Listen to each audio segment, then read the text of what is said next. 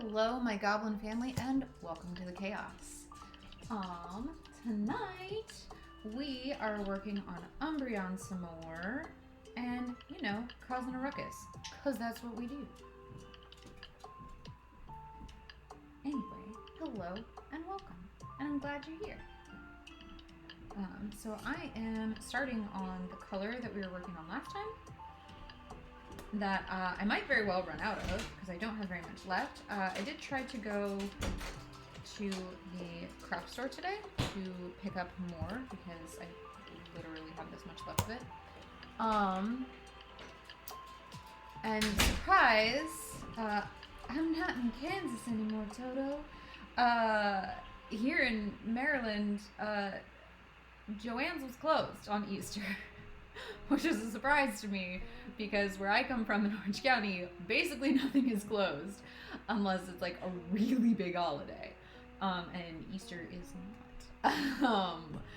So I didn't think about that when I went to the store. So I did not get any of the bread I needed. That being said, we're gonna make it work for tonight. So hello, happy Easter to those of you who celebrate. If you don't celebrate, happy Sunday. I sort of fall somewhere in the middle of celebrating and not celebrating, and that's okay.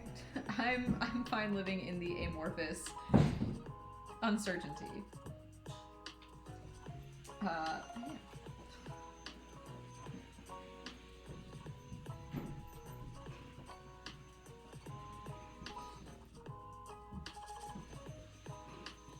Hi Maddie, hi Vex, how are you doing?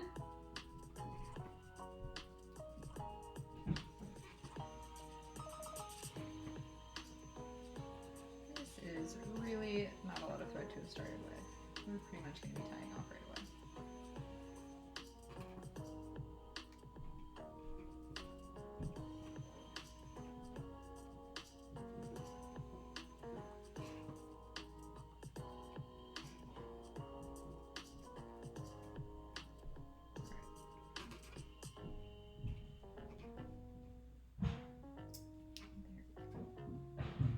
Got a few stitches out of that piece at least.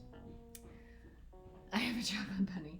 I don't have any chocolate. I'm not a huge fan of chocolate in general. But then add to that one of my kiddos is allergic to dairy. So we did not buy any chocolate for Easter. We did get some of those Starburst jelly beans, because those are good. And we got some gummy worms, but the gummy worms were also because it's little kiddo's birthday. I'm not going to tell you exactly when, but they requested worms in the dirt as their birthday dessert. So we got gummy worms, and obviously we're not going to use an entire giant bag of gummy worms for worms in the dirt. We're just going to use some of them. So leftover gummy worms, or extra gummy worms for Easter. I don't like gummy worms either. I don't like gummy candy. Like, I don't like gummy worms or gummy rings or gummy bears.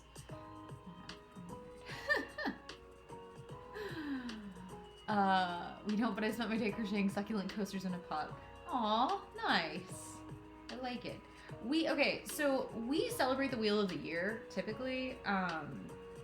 So we would have celebrated Easter type shenanigans at Ostara, which was a couple weeks ago. Except we missed it. I don't remember why. I don't even remember what happened, but we just missed Ostara this year. So this year it was like, well, we missed Ostara. I guess we'll just, do that kind of thing on Easter. So the Easter Bunny came and hid some eggs, and that was really it. That was really the extent of it for us this year. Was we planted a few flowers a couple weeks ago, right after Ostara, and normally we try to get some seedlings and plant some seedlings, and while we did get seeds and pot and little seed starters and stuff, we have just been so busy we haven't had a chance to sit down and just do any of our normal spring stuff. My partner was out of town all this past week. They just got back into town on Friday, and my kids are literally leaving tomorrow morning to go do spring break with their dad. So it's just kind of been a little bit chaotic over here of I don't even know what we're doing or what we're celebrating or what, you know, it's just kind of a hodgepodge mess of just what holidays are we celebrating, when are we celebrating, when are we doing whatever. So anyway, so even though my kiddo's birthday was not yesterday, we celebrated their birthday yesterday. We went to the Smithsonian Natural History Museum because they want to be a paleontologist when they grow up, and so we took them over to see the fossil hall, which they really liked, and we went through the gemstone exhibit because the kids started asking about gemstones and minerals this week. Like, that's kind of the really cool thing about homeschool is whatever the kids start asking questions about, we just go down a rabbit hole. It's an Easter joke. We get to just go down rabbit holes of exploring stuff. And so the kids were like, well, you know, tell us about gemstones. And I was like, cool, let's pull out they have like a bunch of those eyewitness encyclopedia books. And they happen to have the one on crystals and gemstones. So they like pulled it out and they were like rifling through it and like looking stuff up. And so they wanted to like see some in person. So we went through the gem hall. And they also had the Hope Diamond on display, so we got to go see that. And then one of their temporary displays was it was like Light Up the Night or something like that, and it was about like the stars and the galaxies and like light pollution and like what we should be able to see in the night sky versus like what we can see in the night sky, like with the amount of light pollution and like things we can do to like help stop light pollution and, you know, stuff like that. But yeah, so it was just it was really cool. All of us were definitely getting a little overwhelmed towards the end just because like the amount of people. Between like I am autistic for sure. There's a very good chance my children are. There's a very good chance my partner is. So just literally by the time we like stopped and had lunch and like we were like, oh, let's go up and see the butterfly exhibit, and then we like got back upstairs and we were just like, you know what, I think we're just done. So we ended up just calling it a day and coming back home at that point, but we were there for like 4 hours. But that was about all we could handle. But it's a free museum, so like we told the kids, we're like, whatever we didn't get to see, like we can always come back again. It's not a big deal. So I'm sure we'll be going back again. And I love that DC has so many free museums, so we're definitely going to be taking advantage of that more. So this was our first time like going to a museum since we moved here. But yeah, it was good. It was just like we were recognizing what our limits are, and our limits are about like 3 hours or so, and then we need food, and then we need to leave. That's okay. That's our jam. Umbreon's your favorite Pokemon. Nice. This one is not actually going to be shiny. It looks a little bit like it because it's a little gray right now, but it will be darker than this. We just happen to be doing the light bits first. But yes, Umbreon. Yay. Umbreon's a cutie. I am very partial to all of the evolutions, but Umbreon, definitely a cutie pie.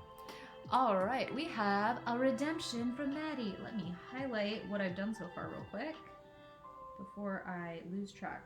1, 2, 3, 4, 5. Okay, I've done 5 rows. So 3, 4, and 5. Does that look about right? Yes, it does. Okay. Alright, we are going to set Umbreon aside for just a second. Okay, so Maddie. Set that there, put this here. Okay. Are we doing a 4-inch hoop, a 5-inch hoop, a 6-inch hoop, or a 7-inch hoop? What are we finishing up? I did get hoops. I got big packs of 4 and 5-inch hoops, so I'm hoping the quality's good because I haven't even like looked these over yet. Oh yeah, they look decent. Okay, cool. I'm slightly worried about that. But 5-inch hoop. Oh, perfect. Then I had the right bag out. We are gonna open this up. What I get for not planning ahead. Where are my scissors? Okay. They're down there somewhere. We're gonna use. Why is this taped up so what? So much. It's unnecessary. I should have opened this ahead of time. I didn't anticipate it being this aggressive. Tape.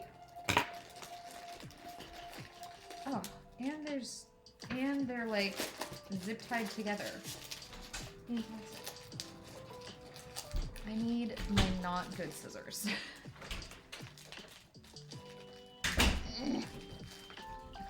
Come on out. Oh, that was already broken. Cool. Hi. Hi, Wednesday. Do you need to stick your face in there? Really? Hello, kitten. Hello, hello. Let's see if I can get these off. Wow, this is like so wrapped terribly. Don't like this. Don't like this at all. There we go. Okay. Let's get some hoops out. Okay, so these are all the 5-inch hoops that I ordered. And apparently they come in bundles of 6. Cool. Okay, I need something that I can I break them with my pliers?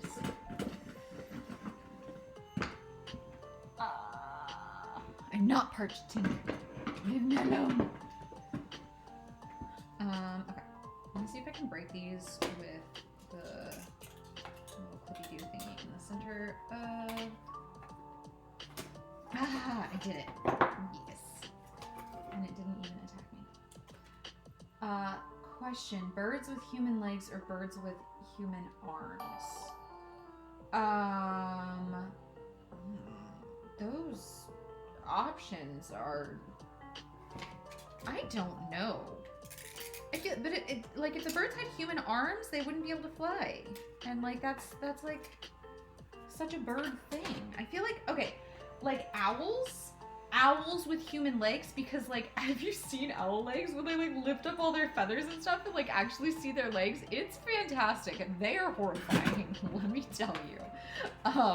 So I'm gonna go owls with human legs because it can't be worse. It can't be worse than they already are. Okay. Okay. Hi Chippy, how you doing? Very secure, dude.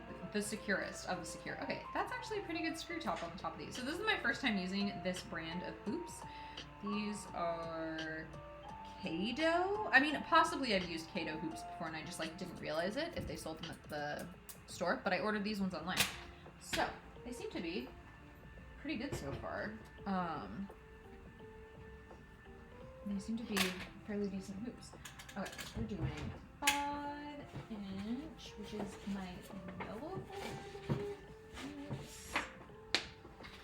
Yes. 5-inch. Here we go. I see human arms for chickens. It's hilarious. It's a little creepy. I see a kitty. You do see a kitty. I have 2 kitties. I have a little void named Wednesday, and I have a tuxedo named August, and they are definitely around. Okay, Maddie. So which one are we going to finish up? We've got Rattata, we've got Mr. Mime, and we've got Seadra. We are almost out. Like, I'm almost all caught up with the 5-inch hoops, guys. So there is that. The hoops did not win. The hoops will never win. I will succeed against the hoops. I see a kitty. Hi, kitty. August, they're saying hi to you, sir. I think it's August over there. The last one. Okay, so we're gonna do a Seadra. Oh my goodness. There is a kitten behind this drawer and I almost squished it. Hold on. Get out of there. Oh, you brat. You have your face in the next drawer down trying to get the cat treats. Get out of there, miss. Oh, did you get into that? You did. How many cat treats did you eat? Oh, okay. So I pulled the top drawer out and then she like jumped behind it because it's like open on the side of my desk. She jumped in the back into the second drawer and the second drawer down is where their cat treats are stored. And she flipped the top off the cat treat thing and was going to town in there, wasn't she, August? You are such a stinker, Wednesday. Oh my gosh. Coming in hot with the chaos tonight, y'all. Okay. We are going to stitch up Seadra.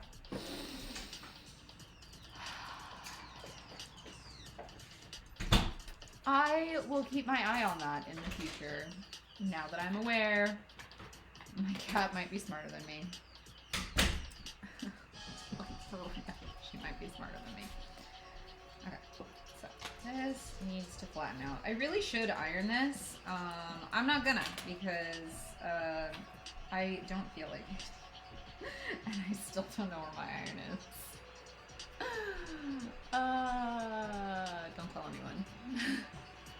Alright, so if you hold it up to the light, you should kind of be able to line it up pretty evenly.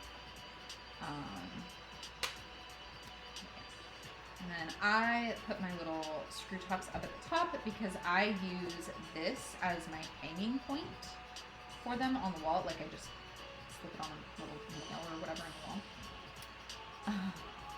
Wednesday's show. You know what? I have not actually seen the show Wednesday yet. We named her before we realized there was a TV show coming out called Wednesday. Did you iron Gyarados yet? I have not. I don't know where my iron is. Actually, I think I do know where my iron is. I don't want to, and also, I hate ironing. Also, I keep forgetting when I'm not, like, on stream that I need to do that. Hey, stop trying to get into that drawer, miss. You are trouble tonight. She's like, I need more treats, like, now. So, no, I haven't ironed Gyarados yet. So, yeah.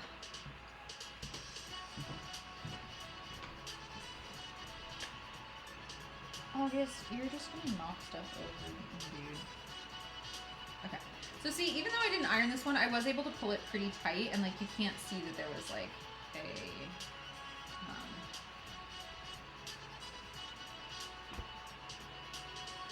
I want to say seam, but that's not. It's not what I'm thinking. A crease. That's the word I'm looking for. A crease. Wednesday, you're just gonna sit there and like groom yourself as if you didn't just go face first, full ham on the treat container. You're such a brat. Okay, so that's in there pretty securely. Like I said, these seem to be pretty good hoops. Not bad, not bad. Alright, I need big scissors now. 2 people redeemed hydrate. I do see that. I do one redemption at a time. So this was redeemed first, so I'm gonna do this first, and then I will like go back and catch up on whatever happens. That way I don't lose count. And that way Tink cannot be like, oh my gosh, you didn't do this thing, when really I did, because she likes to pull that crap on me. Cause that's her favorite game.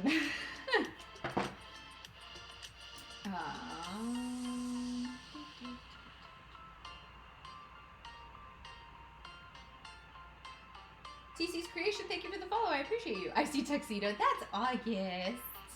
He's my sweet little boy. He's so oblivious. He never knows what's going on. Wednesday is the mastermind behind all of the shenanigans. August is just along for the ride.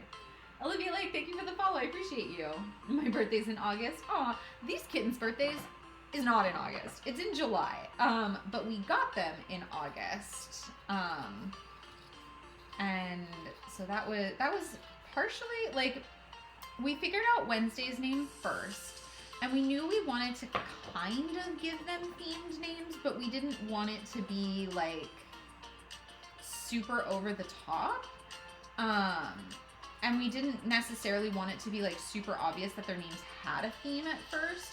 But Wednesday's a little black kitten, so like Wednesday just like was good for her on multiple levels, I guess. And it fits her very well. And then August we kind of struggled with a little bit until I suggested August. And then it was like, oh, they could both be like calendar themey without being like super like noticeable, you know. But yeah, so that's how they got their names. So their birthdays are in July, and we got them in August. And yeah, they're gonna be one in a few months. I think they're like 8 months old now. Yeah. I'm here in time for the chaos. Hello, Atenchi. Welcome to the chaos. Wednesday's child full of will. Oh yes. There's a the poem. I can't remember the full thing, but yes. JT Briggs, thank you for the follow. I appreciate you. Nice job. Thank you. Crossing Gaming, thank you for the follow. I appreciate you.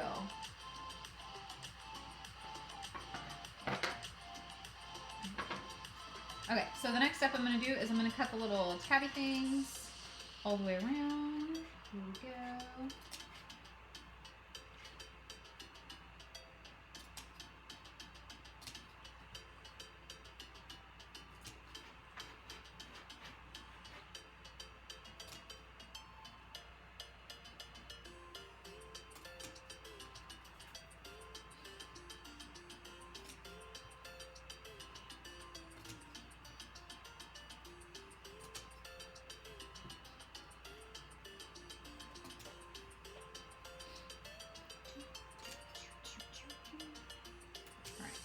Round and round and round we go.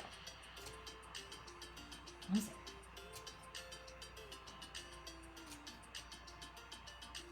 There we go. Okay. So next up, we are going to get some thread. Stick at the back. Here we go. Blue. The back, whatever color you use on the back to stitch up like the back of this piece is not super important because when it's on the wall, you're not going to see it.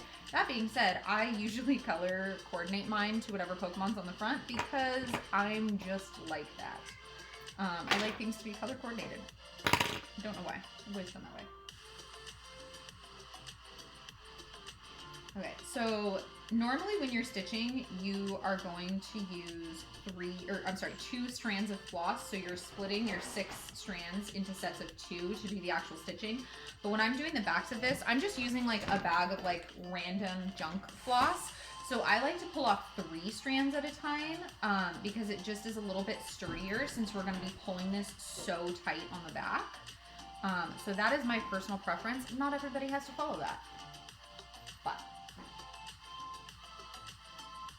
we need an iron button. Well, that's the thing. I don't like having you guys redeem stuff that I have to remember after the stream is over because I will 100% forget. It is my fatal flaw. Or at least one of my fatal flaws. I have many. It looks like I'm gonna have to either frame my fox when I'm done with it or E6000 method this hoop. I mean, it does happen.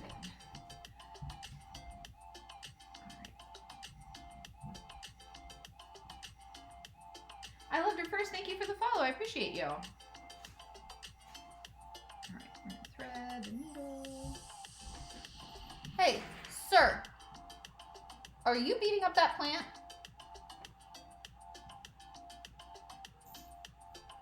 Don't make me retrieve you, August. Psst. Oh my god!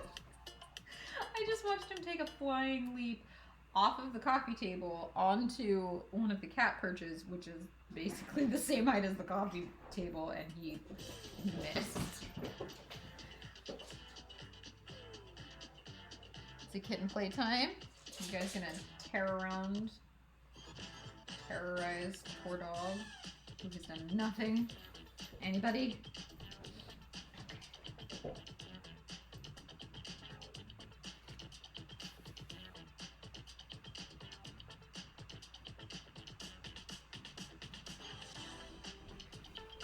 Michaela, hello. How you doing? All right, so we're just folding over these tabs on top of each other one by one and stitching up and down around. Ooh. Hi. Oh, thank you.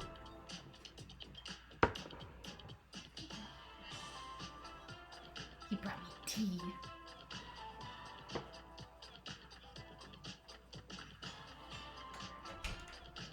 Next layers.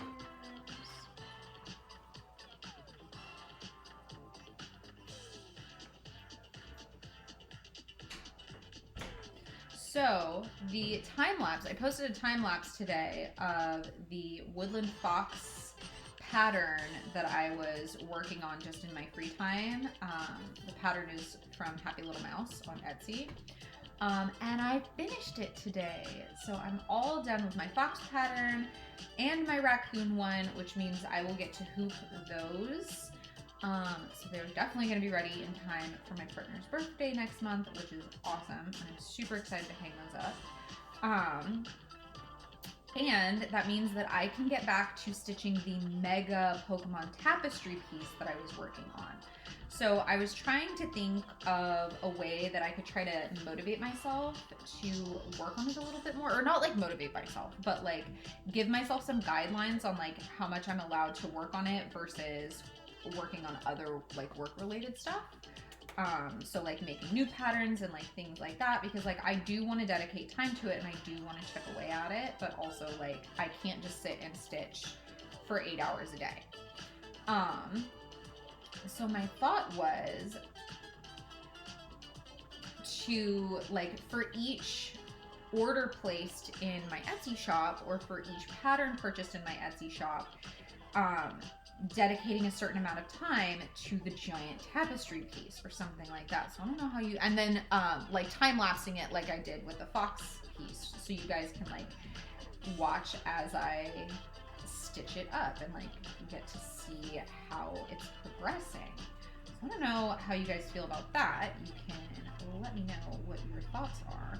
But I was thinking like for each pattern that I sell through the Etsy shop, dedicating like 15 minutes to it or something like that. So yeah, that was kind of my thought. I had seen another creator doing that for like, she does like crochet stuff. And so I thought that might be really cool. If I, like, the problem is I can't live stream working on that one unless that's the only thing I'm live streaming for that night. So like I can't switch back and forth between like my little hoops and that, because I would have to like move all of my stuff somewhere else, because that piece is 5 feet long and it literally will not fit. I have probably 2.5 feet maybe between my dresser and my desk. So I would have to like, if I'm streaming it, it would have to be like over on my couch, and I'd have to like move all of this stuff over to make that happen. Which is why that's a community goal. So if you guys want to actually like watch me live stream it, I will do a live stream night where that's what I'm working on. So it would be a little bit of a different setup. I wouldn't have this behind me and stuff like that. But I can at least like time lapse me working on it, and like you guys can see the process and like how it's coming along. Get the fuzzy off your face, Seadra. Okay, so there we go. We have a Seadra ready. And even though my partner got back on Friday, we have not hung up the 9 that we finished while he was gone. So I do still have 9 sitting over there, but I did like cherry pick some out and swap them out at least. So like I switched out the Eevee, so we have the new Eevee up there. We've got Charmeleon up there. We've got Grimer and Shelder, and Lapras I think is new, and Ninetales, and I moved Sylveon over. I feel like there's like, oh, and Mewtwo's over there. So like I did swap a bunch of them out, and then the ones I took down off the wall are now stacked in the corner and need to be rehung again. So that's what I keep doing, is I keep like switching this out behind me. I don't know, because like, I don't know, it makes me happy to like keep it changing and evolving behind me as we go. So it's not just like a stagnant background. And that way, like as I finish the ones that you guys are asking me to finish, you get to actually see them up on the wall, like on the next live and stuff like that. So I've been trying to do that. I don't think I got all of them swapped out because some of them are really big, or like there wasn't the right, the space wasn't right for them. So some of them are gonna like get added on the side and stuff. But like I said, we are actually, I need to like, okay. He is like a little cockeyed. I think he's fine. He's gonna be fine. He's a seahorse. He can be a little crooked. Okay, so he's going over there. So Seadra's done. All right, and we're gonna go back to Umbreon. If I could put that in the right spot. But I do have some redemptions. We're going in order. That's what I do. All right, I know I have a couple of... Can you please load the thing? Thank you. That'd be awesome. Okay, so we have finished a Pokemon Hoop. Okay, I've got a Hydrate from Tink. Cheers, Tink.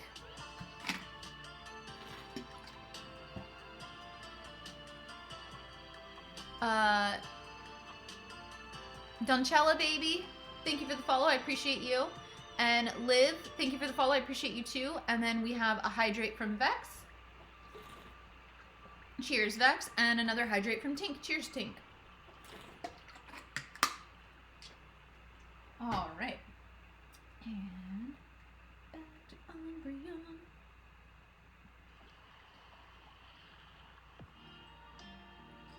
Go through the needle. I'm having trouble threading the needle. There it is. Did you go through? No? Only one of them went through. Dang it. Please go through. Oh my gosh. Alright, I'm gonna need a snip. At the end of this.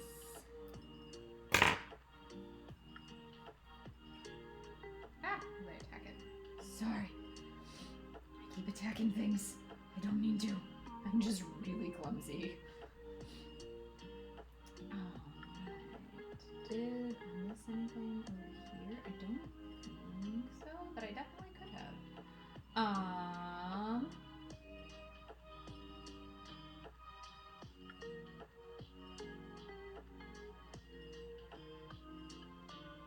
Better than this weekend. I'm hoping that things get better. My cat swallowed a needle, needed surgery. Oh no! That is awful. Then my car broke, then my phone. That is a heck of a weekend, Michaela. Holy cow. I hope that this week just goes absolutely smooth sailing for you, because that is a whole heck of a lot to deal with, like, all on top of each other. Tinarella, hello. Thank you for the follow. I appreciate you. I'm trying to catch up on the I'm trying to catch up on the comments and make sure I didn't miss anything. Amazing work. Thank you, Koo. Hyun, thank you for the follow. I appreciate you. Yay, did you make these patterns or where did you find them? I make my patterns myself. You can find them on my Etsy shop and you can also find them in my Patreon. So if you do the Patreon, it is cheaper if you're buying more than like 1 or 2 patterns. So I do recommend like checking out the pricing and seeing what it is exactly you're looking for. I currently have 44, y'all. I'm getting so close to 50. I might release 6 patterns next month just to hit 50 because I think that that needs to happen. So I currently have 44 patterns in my full library. And I'm also working on making the shiny versions of them for my patron supporters to start unlocking during the lives, because I think that that could be really, really fun. So I've got about 8 of those done and like squirreled away for later. But yeah, that's what my library looks like right now. Is 44 already. That's so crazy. That's exciting for me. That feels like a lot of patterns to me. I'm stitching too. Oh, very nice. Animated Ashley, thank you for the follow. I appreciate you. It was great. That is such, oh, that's a lot. Sandy Sprinkles, thank you for the follow. I appreciate you. Thank you so much. No problem. Absolutely. Lee Sherman, thank you for the follow. I appreciate you. What happened over here? All right, Mr. Knish, cheers. Cheers, Nana. Coop Design, thank you for the follow. I appreciate you. And Tink, cheers again.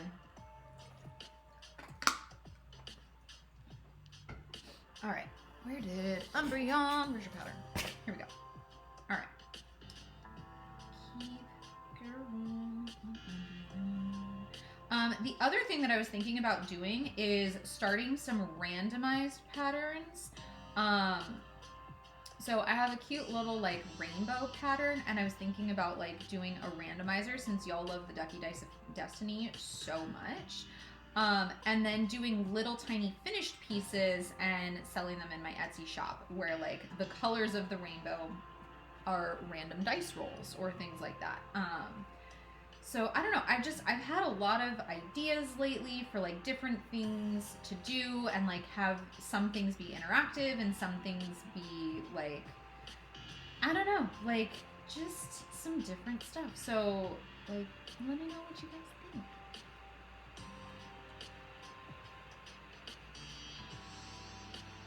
Because I need an outlet for all of my creative energy in my brain. And clearly I already don't have enough hours in the day for like all of the things that I want to do and that I have like ideas and plans for.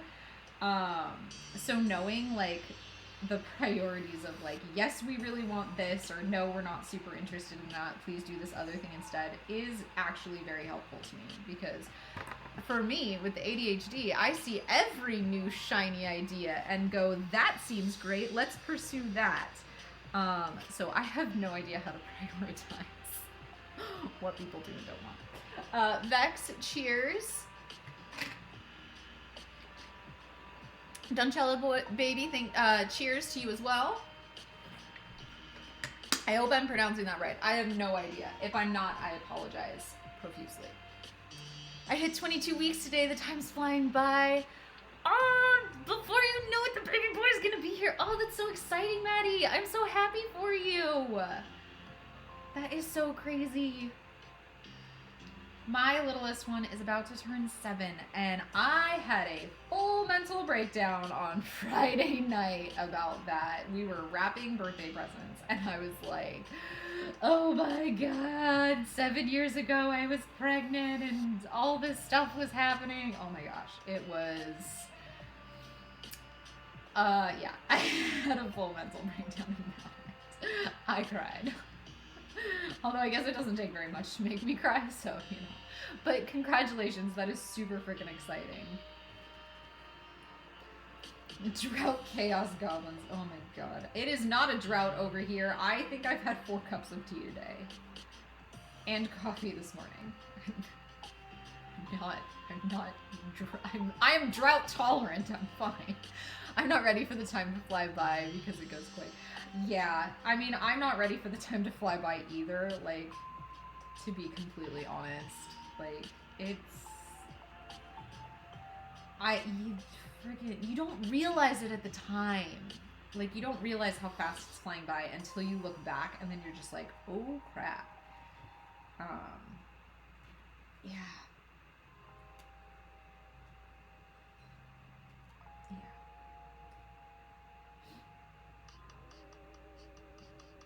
I hydrate with you. Oh, okay. Well, at least you're hydrating with me, Intenchi. Handmade by Cece, thank you for the follow. I appreciate you. Kagahina, thank you for the follow. I appreciate you too.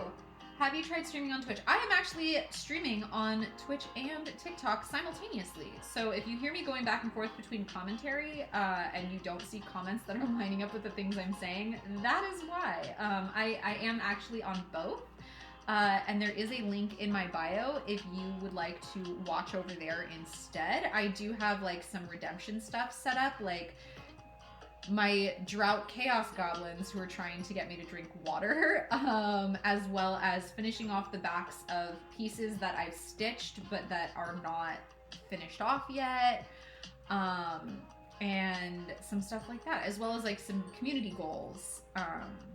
So yeah, I am over on Twitch as well. ADHD hyperfixation for the win, for sure. Like, absolutely.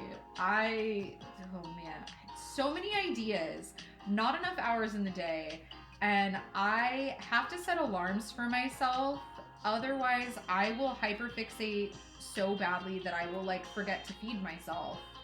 Um, Usually I'm pretty good about drinking because I like tea, so I'll make tea all day long. Um, but other than that, like I will just focus into something and just either stitch all day or like sit down and just make patterns all day. I literally cranked out like 13 patterns in one day about a week ago. I did the 8 shiny ones, and then I think I made, I don't remember how many other patterns that I made that day, but it was quite a few. I cranked through so many of them. And then I like, at the end of the day, I was like, why do I hurt? Like, I've just been sitting all day, and I realized it was because like I was sitting kind of in an awkward position and like looking at dual monitors all day, and like just did not think all of that through. But it does happen, and I feed off of that energy. And with my kids being out of town starting tomorrow, for a week for spring break, they're gonna be with their dad. I'm actually going to be able to dedicate like actual time during the day to getting work stuff done. Will I be able to figure out where to put my focus? Probably not. Will I put it everywhere else? Probably. My biggest fear is that I'm just gonna hyper focus on watching TikTok videos for the next week and not get any actual work done and be very upset with myself when my kids come back next Saturday. I'm gonna try really hard not to do that. Yeah.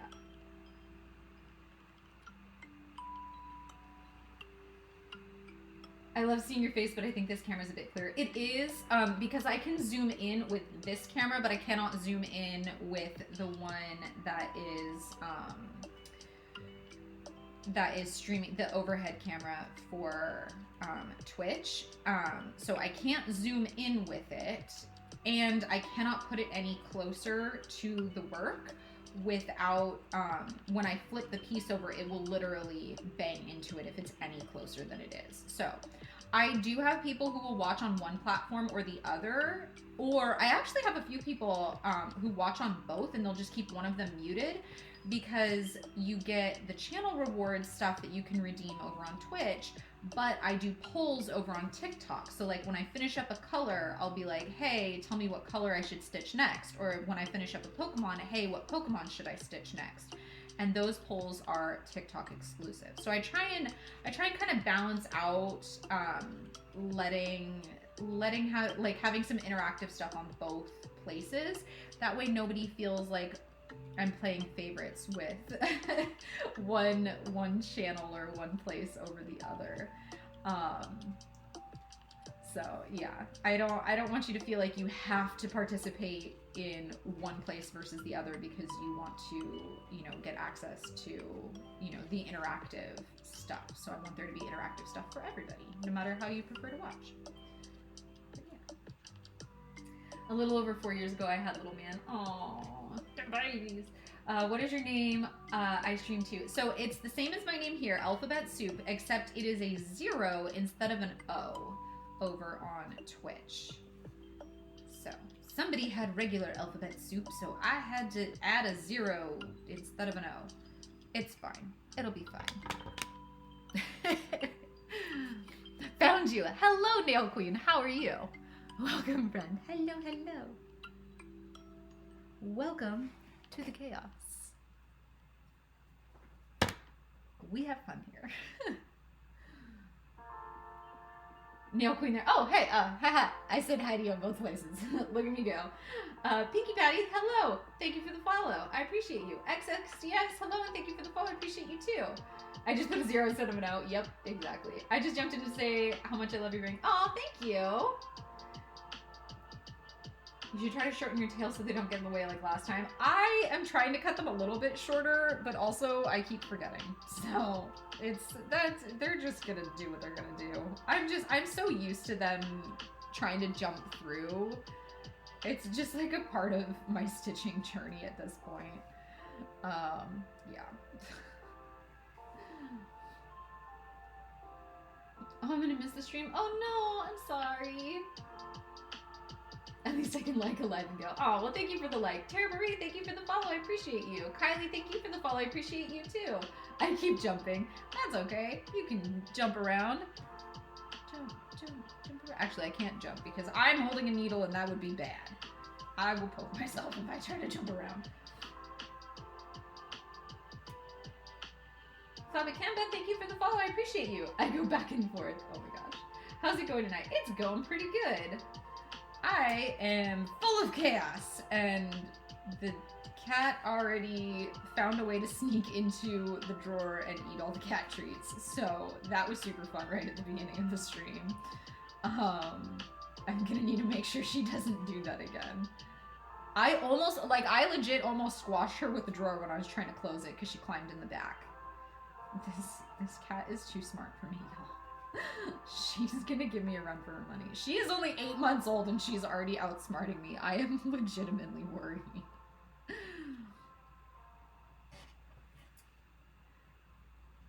Hello from Ireland. Hello from Maryland.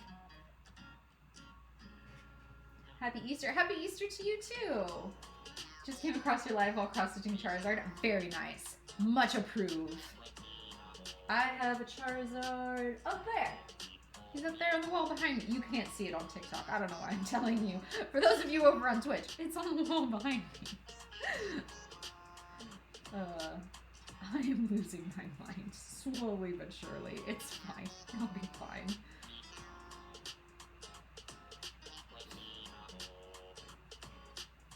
Evie Chuck, thank you for the follow. I appreciate you. Where did you get the pattern? I make my own patterns. They are available on my Etsy shop as well as through my Patreon. So through my Etsy shop, my patterns are $5 a piece, and through my Patreon, I have patterns as low as, my lowest tier is $7 a month, and you get access to 2 brand new patterns every single month. You also get access to Charmander, Squirtle, Bulbasaur, and Pikachu.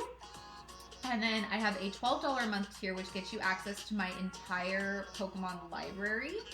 I currently have 44 patterns in the library, and I promise to add at least 4 more each month. Last month I ended up adding 5, and this month I added 8.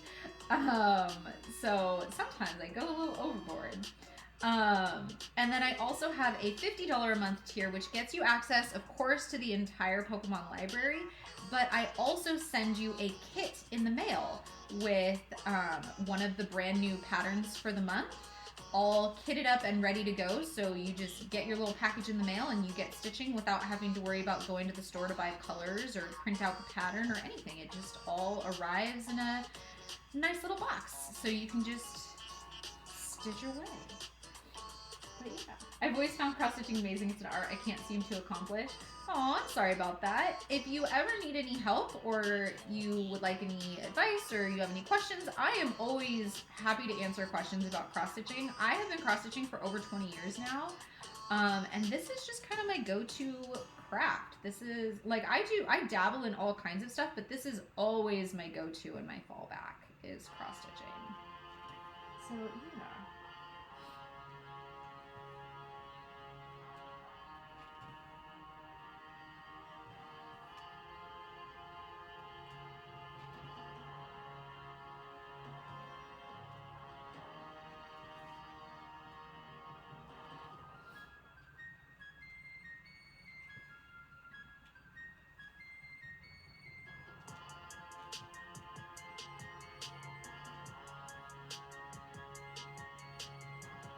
What pets do you have? I have a Chihuahua mix dog. She's about 10 years old and her name is Clover. And then I have 2 8-month-old kittens. They are twins. They were litter mates and they were ferals. So we rescued them when they were little and we brought them in. And one of them is an all black little void and her name is Wednesday. And the other one is a little tuxedo boy, and his name is August. And they are chaos. We're in Maryland. I'm in Virginia. We are in Prince George's County. We just moved here a few months ago from the West Coast, so it's been a little bit of a learning curve for me with like, you know, actual weather and stuff, because I was born and raised in Southern California where it is 60 degrees in the winter. And so, you know, moving here in the first week of January was, I know that y'all had like a mild winter and everyone's like, oh yeah, it was so mild, we didn't even really get snow or anything. And like, it's only snowed one day since I've been here. But even still, like, it was very cold for me. And so I'm getting used to it, and now it's starting to warm up and stuff. But it's, next winter is going to be fun. But I like it here. I really do. I like it here a lot. I did not fit in well on the West Coast, despite being born and raised there. How does one get points in here? So like the channel reward points, you just get them by watching. So as you watch, you get points. If you are subscribed, I believe you get extra points. And if you have a subscription, if you have like a subscription, I think you get extra points. But yeah.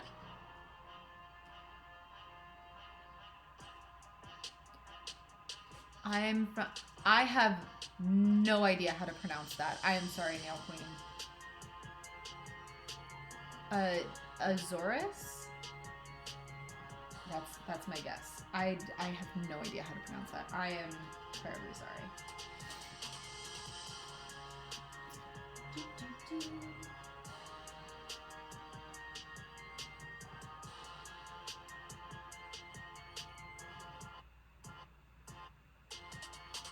I've been trying to teach myself cross stitching. What stitch are you doing? I am just doing full crosses. I am doing what is called the Danish method. If you look up the English method and the Danish method, the English method is where you make your full X and then you move on to the next stitch. The Danish method is where you go and you make half of your X's in little rows, and then as you go backwards through it, you complete your X's. It is a way of conserving thread, because on the back of your piece, you're only making straight up and down lines, and you're not making diagonal lines, which use more thread. So I tend to use the Danish method when I can. So yeah. But I am just doing full cross. On my streams, that's pretty much all I do is full cross. I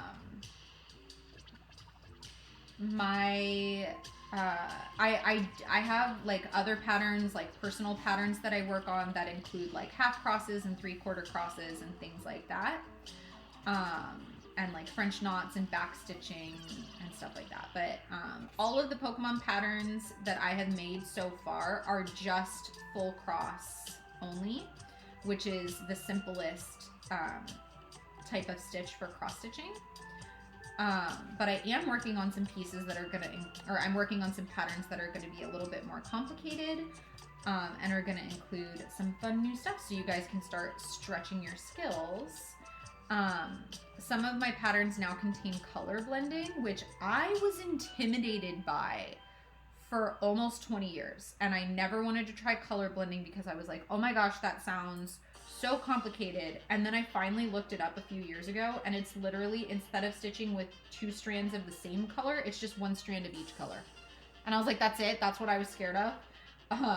So it turns out color blending is actually really simple. So some of my Pokemon patterns do have some color blending, and in the Etsy listings, as well as in the pattern library for my Patreon members, I do say like, hey, this pattern does contain color blending. So like, just in case you don't want to do that, fair warning. But like I said, like I was intimidated by it for so long, and then I realized I shouldn't be.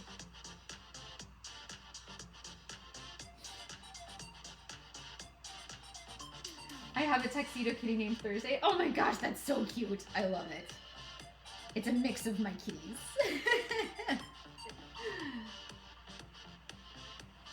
The one Saturday of snow was a bit crazy. You know what? It was such a mellow snow here, and I was super happy because it was the day after my birthday. So my birthday's at the end of January, and February 1st, I woke up to snow, and like, so when my oldest kiddo was a baby, like not even a year old yet, she and my parents used to have a cabin up in the mountains in California.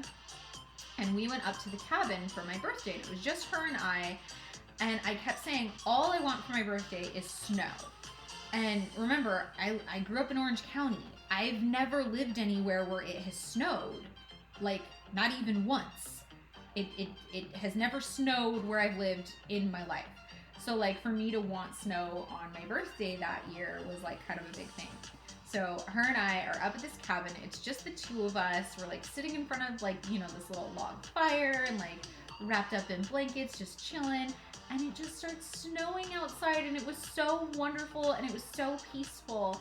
And so to move into this new house in this new state, and then the day after my birthday, I wake up to just like this, you know, light little dusting of snow it was just magical, and it like just brought back all of that for me of like being up at my parents' cabin. And I started this going the wrong direction. I should have gone the other way. Oh well.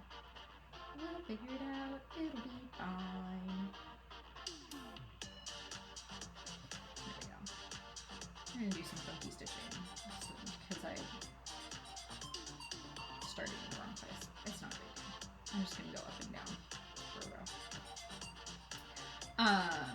But yeah, so it was just really, really magical this year to have it snow the day after my birthday.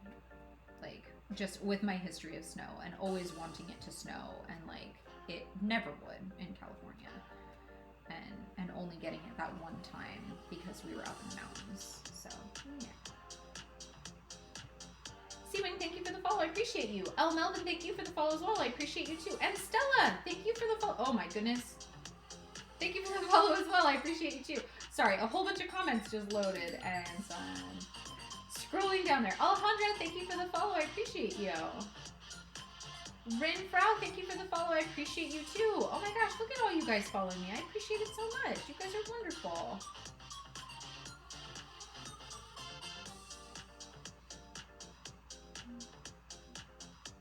There was one more. Where to go? Lakakori, thank you for the follow. I appreciate you. Oh my gosh, all of you. You're amazing. Royal and Orchid and Shelly B, thank you guys for the follow as well. Oh my gosh. And Shoots and Alicia Higgins, thank you guys. You guys are so wonderful. You guys are so sweet to me. The Azores are the 9 islands that belong to Portugal. Oh, okay. Also, you get points for growing a watch streak. Oh, cool. I don't know what, for like watching consecutive streams? Is that a watch streak? I don't know. You got it. Oh, yay, I pronounced it right. Awesome. Talking and chatting, you get points. Yeah. It's still judging us. Yes, this Umbreon is definitely judging all of us harshly for not finishing it completely the other night, which is fine. It's going to take us a couple streams to finish it. I know that. I talk too much. Is this color blending? I am not doing any color blending. I don't think there is any color blending in the Umbreon pattern. No, Umbreon does not have any color blending in it. Espeon has some color blending in it. Poliwag, for those of you who are part of my Kid of the Month club, Poliwag has like the tiniest bit of color blending in it, so it's just enough for you to get your feet wet. It's 11 stitches. That's it. That's the only color blending in the whole piece. So it's the perfect piece to get started with color blending. And because I've kitted it, for those of you who are getting the kits, you get one single strand of each of the 2 colors. That way you will not mess it up. You will see, why is there only one strand? Oh, that's right, this one is my color blended color. Just to like help you out even more. Again, it's 11 stitches. You'll get it. It's all good. So no, I have not done any color. I actually don't think I've done any color blending on stream. None of the ones you guys have picked so far have color blending in them. That's okay. We'll pick one sooner or later. Like I said, Espeon has color blending for sure. But I don't think any of the other evolutions have color blending in them. But I've definitely got a handful of the Pokemon patterns that have it. But yeah, we'll get there. Vex, cheers.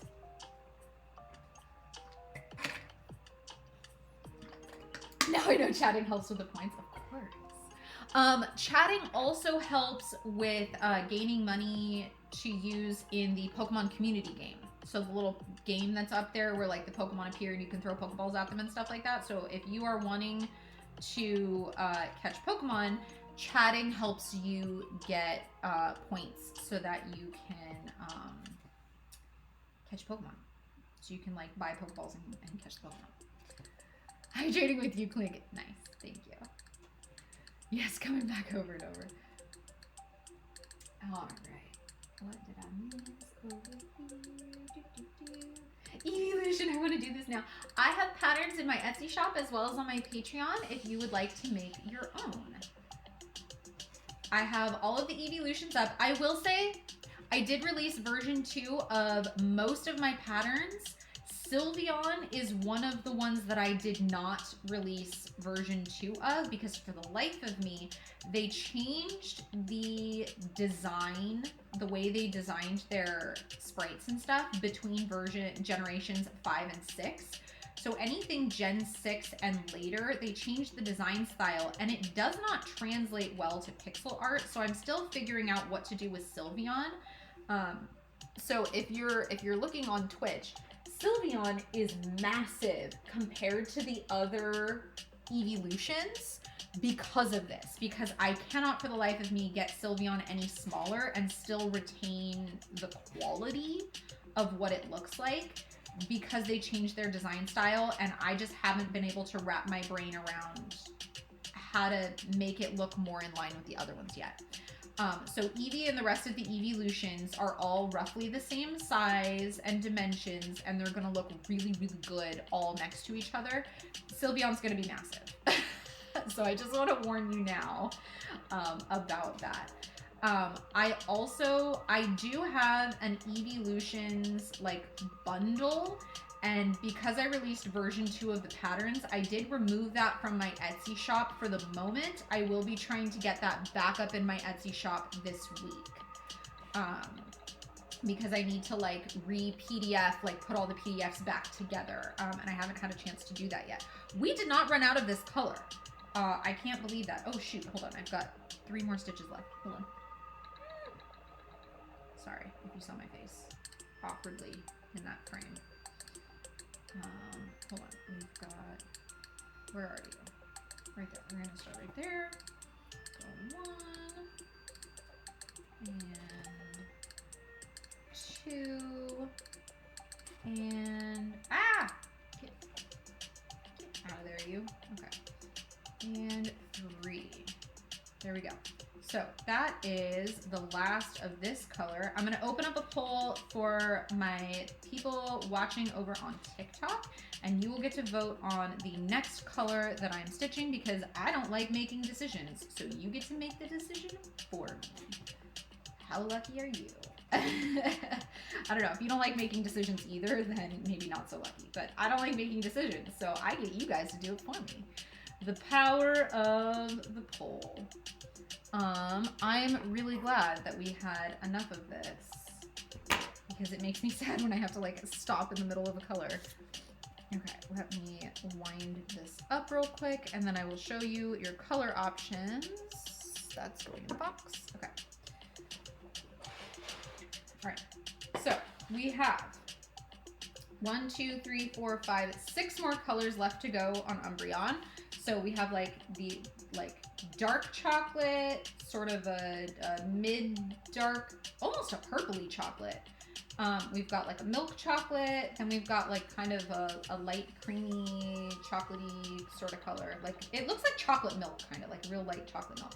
Then we've got like a bright yellow and a pale yellow. So these are going to be your numbers 1, 2, 3, 4, 5, and 6. Let me open the poll real quick. do the thing. Why does this always take me so long to open the poll? I apologize. I'm trying. Okay.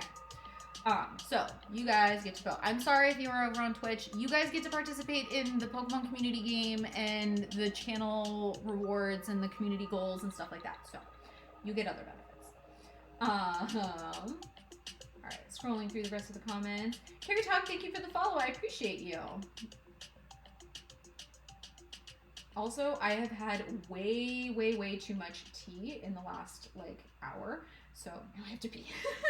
Angelica Roses, thank you for the follow. I appreciate you. And Mr. Crackhead, thank you for the follow. I appreciate you as well. Diamond Art with Amelia, and Maddie, and Tessa Tharp, and Pure Chaos, thank you for the follow. I appreciate you all so much. You're amazing. Oh my gosh, so many new followers tonight. This is insane. Oh my gosh, we have 54 people in the room. That's a lot of people. I'm used to there being like, 10, 12, something like that. I'm gonna set this down for just a second.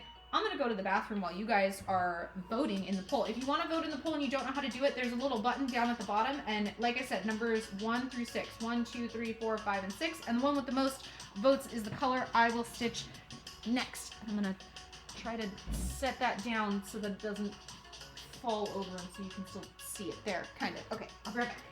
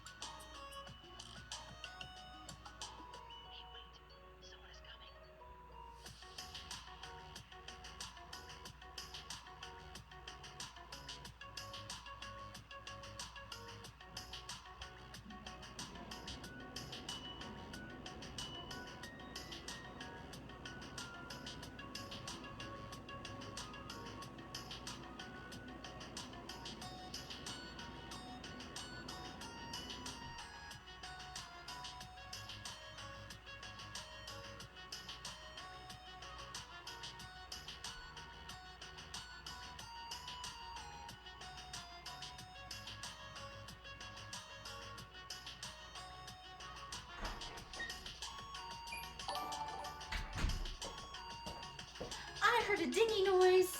Okay, let me sit. Ah! As I attack the camera. I'm so sorry I keep attacking the cameras. I don't mean to, I'm just awkward. Okay. Alright, here we go. Oh, we have a tie. Oh, you know what happens when we have a tie? We have to bring out the ducky dice of destiny. Alright, so our ties were for numbers 3 and 4. Here we go, 3 and 4. Okay. Hold on. Let me make sure. What did I miss? I'm sure I missed something. I always miss stuff. I never know what's happening in my own life. Let alone on my stream. Why would you think that I knew what's happening on my stream? Felicia, thank you for the follow. I appreciate you. Come on. Let me do the thing.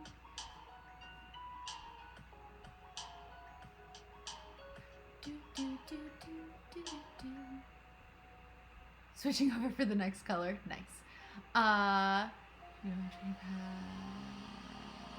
Nice. Okay, cool. What did I miss over here? Yanela, thank you for the follow. I appreciate you. Come and see. I don't know what that means.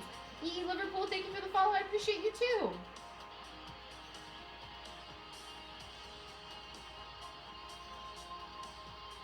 Caffeinated Creator, thank you for the follow. I appreciate you. And Big Trans Boy, thank you for the follow. I appreciate you too. Pineapple Ally, thank you for the follow. I appreciate you too. Oh my gosh, all of these wonderful people. All of these wonderful people. Okay, so here are the rules when we have a tie in the poll.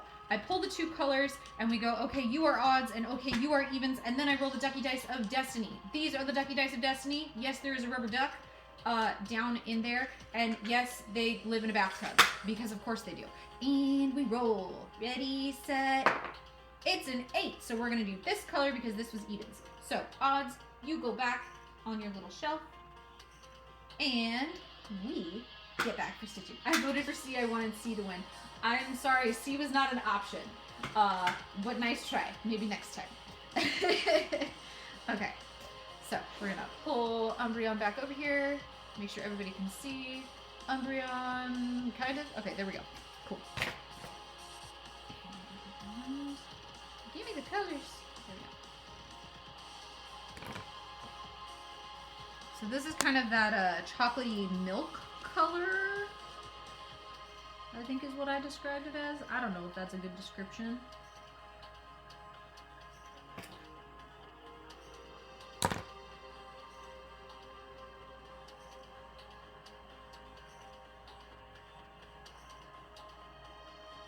Folk on Maine, thank you for the follow. I appreciate you. Maya, thank you for the follow. I appreciate you too.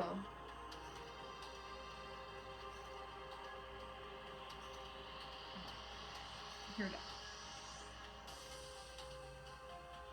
Do I have a clue what symbol I'm stitching? Not a one. I have a feeling it's going to be this little color in there. It is. It is. It is. Okay. All right. So we're going to fill in. Can you just okay? We'll start at the bottom. I'd rather go through there. That's fine. Alright, is there any more of this color on this piece, or is that literally it? Alright, you guys are going to get to vote again real soon, because this is literally the only place that this color, 1, 2, 5, 6, 7, 8, that's not right. It's got more than 8, doesn't it? It's got 10, so there's 2 more of this color somewhere that I'm going to need to find on this piece before we can move on. I will find it, don't worry.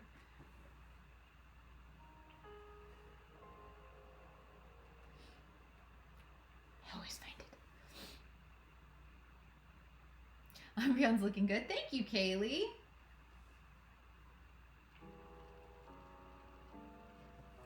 You got an Oshawott. I'm jealous. Don't forget to highlight. I did highlight. And I remember to highlight at the end of last stream too, so you should be like extra proud of me for not forgetting for once in my life to highlight at the end of the stream.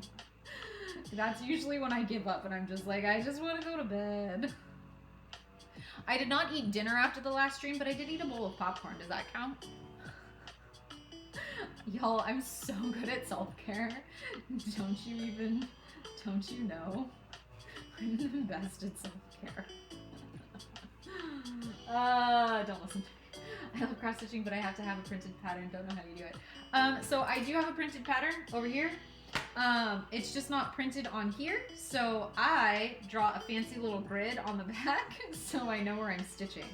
There are also people who use Frisian pens or washable pens to draw their grid on the front so that their grid matches. So on a regular pattern, every 10 stitches is a darker line, so we're drawing those darker lines onto our fabric. So with a Frisian pen, when you are all done stitching it, you just iron it and the heat erases the ink.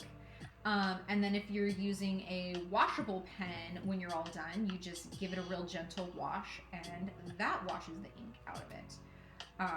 So yeah, some people do their gridding on the front. I just do mine on the back in regular pencil.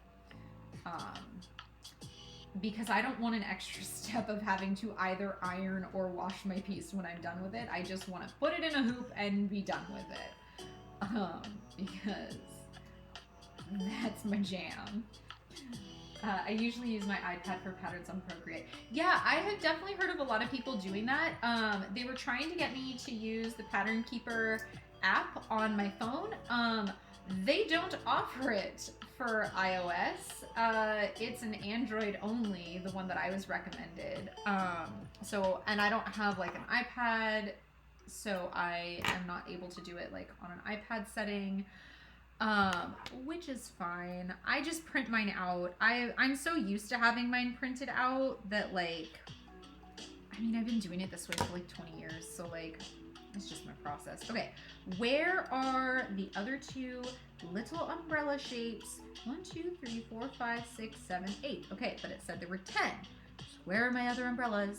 Okay, up there in the ear. Got them. Found him.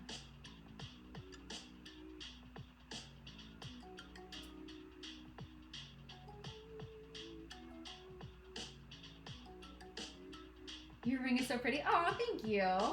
Also, do you use any particular software for making patterns? I make my patterns in MaxStitch. If you have a Windows operating system, it's called WinStitch.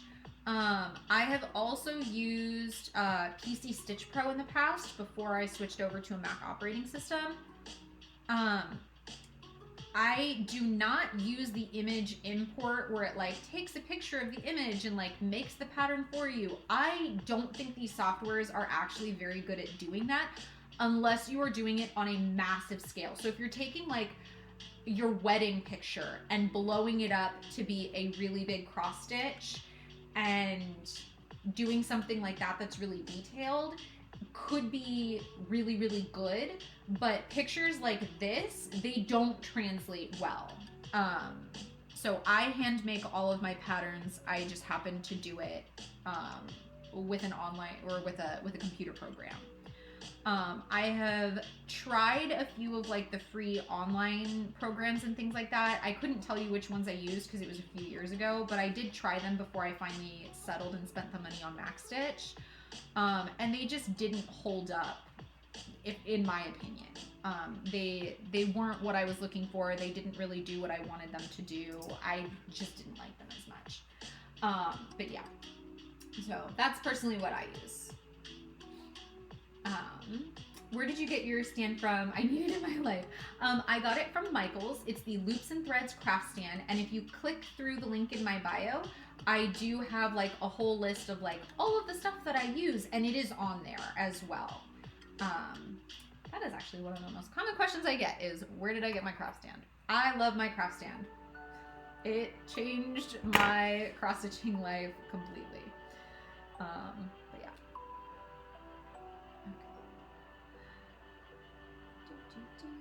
Okay. There we go. We are done with that color already. All right. So I'm always proud. Good job.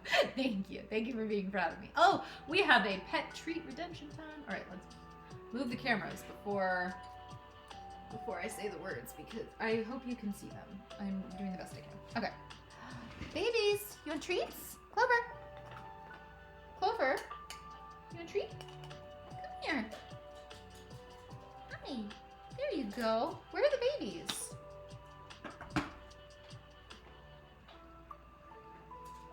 Where are the babies? Did they go upstairs? I think the babies might have gone upstairs. I think Brian took the babies upstairs. Okay, Clover can have another one then, since there's no babies. You want another one? Good girl. What a sweet girl. It's my old lady. Alright, apparently the babies are upstairs. I didn't realize that. I for sure thought they were still down here and they like fell asleep. So I apologize. But Wednesday already had an entire face full of freaking treats earlier, so it's gonna be fine. She's fine. Poor August hasn't had any, but he'll live, I promise. Okay. All right, we are going to have another vote for the next color that I'm going to be stitching. Let me open that poll. Start. Okay, so here are your, get that out of the way. Here are your color options. We have really dark chocolate, kind of dark chocolate, sort of milk chocolate, bright yellow, and pale yellow. So 1, 2, 3, 4, and 5. If you hit the little poll button down at the bottom, you get to vote on what color I'm going to stitch next. Yana Love, thank you for the cat paws. I appreciate that. BR Howard, thank you for the follow. I appreciate you. And RMFM, thank you for the follow as well. I appreciate you too. Susu, thank you for the rose. I appreciate that. First vote. Always the first vote, Satenchi. You're like on top of it. You're like, I want to vote. I want my voice heard. Oh, he brought me tea. I forgot I had tea. I totally forgot. Lukewarm? It's cold. Makes sense. You made it at like 7. It's almost 9. It's been sitting there for 2 hours.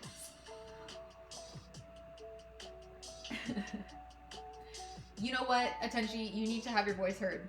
And if this is the only way the democratic system stays alive, then so be it.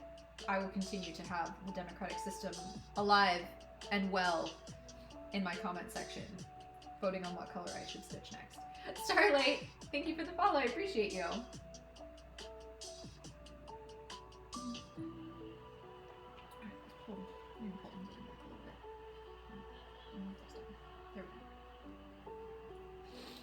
You get wild little fish don't know. The microwave is all the way upstairs. It's too far away. I'm just gonna drink it like this. Hi from Zill, hello from Maryland. It's too far. I don't want to go that far. I'm lazy, y'all. I don't think you realize. Cold tea is still good sometimes. You use cold instead of waiting for it to cool, not to burn. That is true. I mean, I could like for real just gulp this down. I love tea so much. It's so delicious. This is like all I want to drink. I start with coffee first thing in the morning because I do need a little bit more caffeine than a cup of tea is going to give me. After that, I switch over to tea and I just drink tea all day. And then this is my last cup before bedtime, and my last cup before bedtime is always decaf, which is depressing. But the nice thing about this one being decaf is it is cup of cake flavored and it is delicious. It's so good. Hydrate, but I want to hydrate with tea.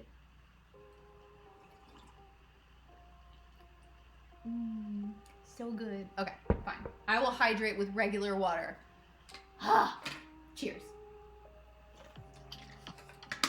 All right, our poll closed, and 1, 2, 3, 4. Number 4 won. I feel like number 4 keeps winning. I feel like everybody just likes the number 4 tonight. I feel like it doesn't matter what the color is. They just want number 4. That's it. Vex, cheers to you as well.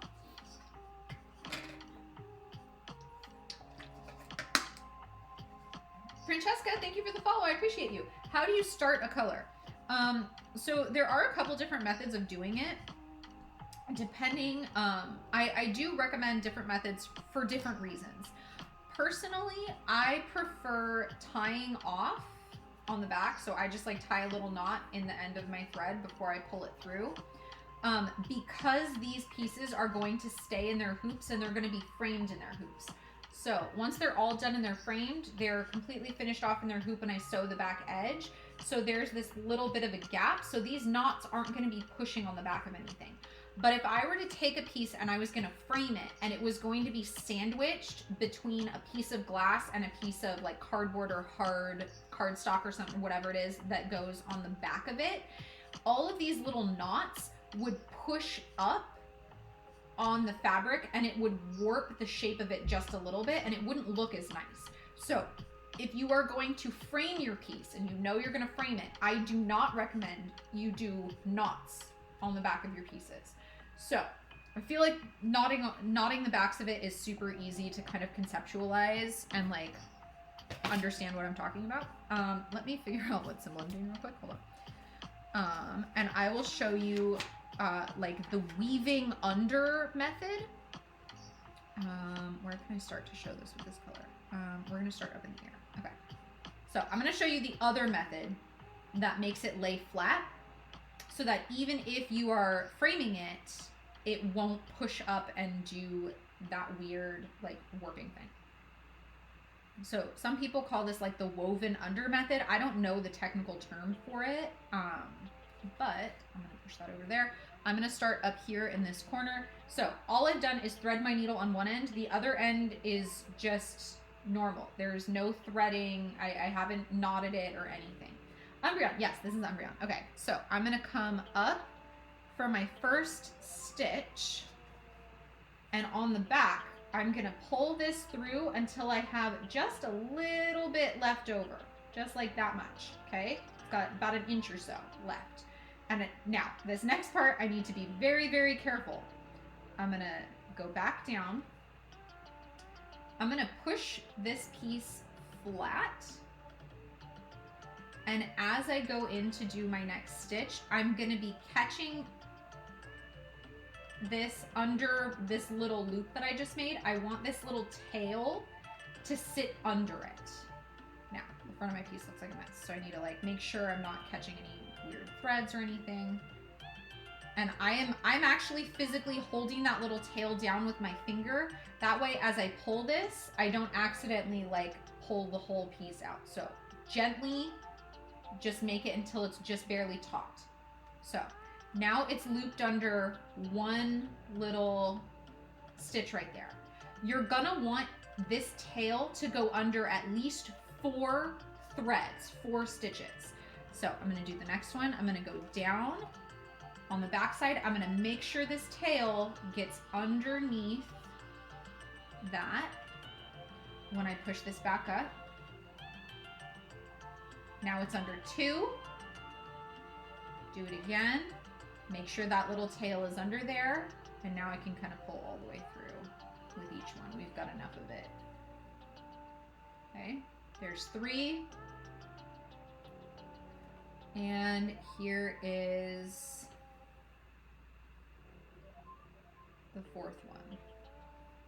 So now that little tail, if it is threaded underneath 4 stitches like this, it's considered locked. It's not going anywhere. I can tug on this as hard as I want, and this is not gonna come loose any longer. So that is how you start off without tying these little knots like I typically do. Typically I tie the knots because, like I said, I'm just gonna be finishing this off directly into the hoop. So I don't really care if it has the knots on the back. But if you are going to be putting this in a frame of some kind, like a picture frame or something like that, you might not want to tie knots on the back so that it doesn't warp your piece or push little lumps up in some weird places.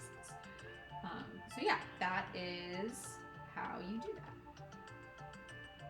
Make sure, how do you start a color? Okay. Making sure I didn't miss anything real quick. Give me just a second to scroll through this.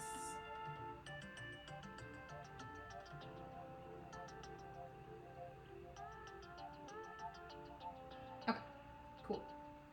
Thank you for explaining. No problem. That is what I'm here for. I love helping people out and like getting new people into the craft and teaching people how, you know, how to do the different parts of the stuffs. Okay. Kaley, cheers. I will drink. No parched L's allowed. I am not a succulent, but I am drought tolerant. No parched friends here. How does one see the Pokemon they've caught? I have no idea. For the life of me. I'm so bad at figuring out how that freaking game works on there. I've tried. I cannot. How many pieces do you use? Okay, so DMC floss, like right off the skein, has 6 strands in it.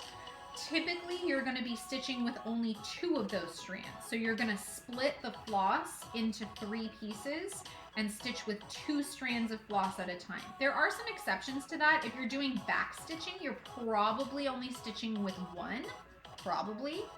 But each pattern will call for a different, may call for a different amount. So I have a piece that I'm back stitching where parts of it are back stitched with 1 strand of floss and parts of it are back stitched with 2 strands of floss to kind of give like darker, give the effect of like darker pencil lines and stuff like that. But yeah, typically you're only stitching with 2 strands of floss at a time. Violent Oceans, thank you for the follow. I appreciate you. I got my first kit for Christmas. It's so overwhelming in the instructions. You make it look so easy though. I promise it really is easy. Each step, so the thing with cross stitch is that every single part of cross stitch can be done multiple different ways. So it's really a choose your own adventure. So you just have to learn one step at a time and figure out the way you want to do that step. And then you just kind of build out from there.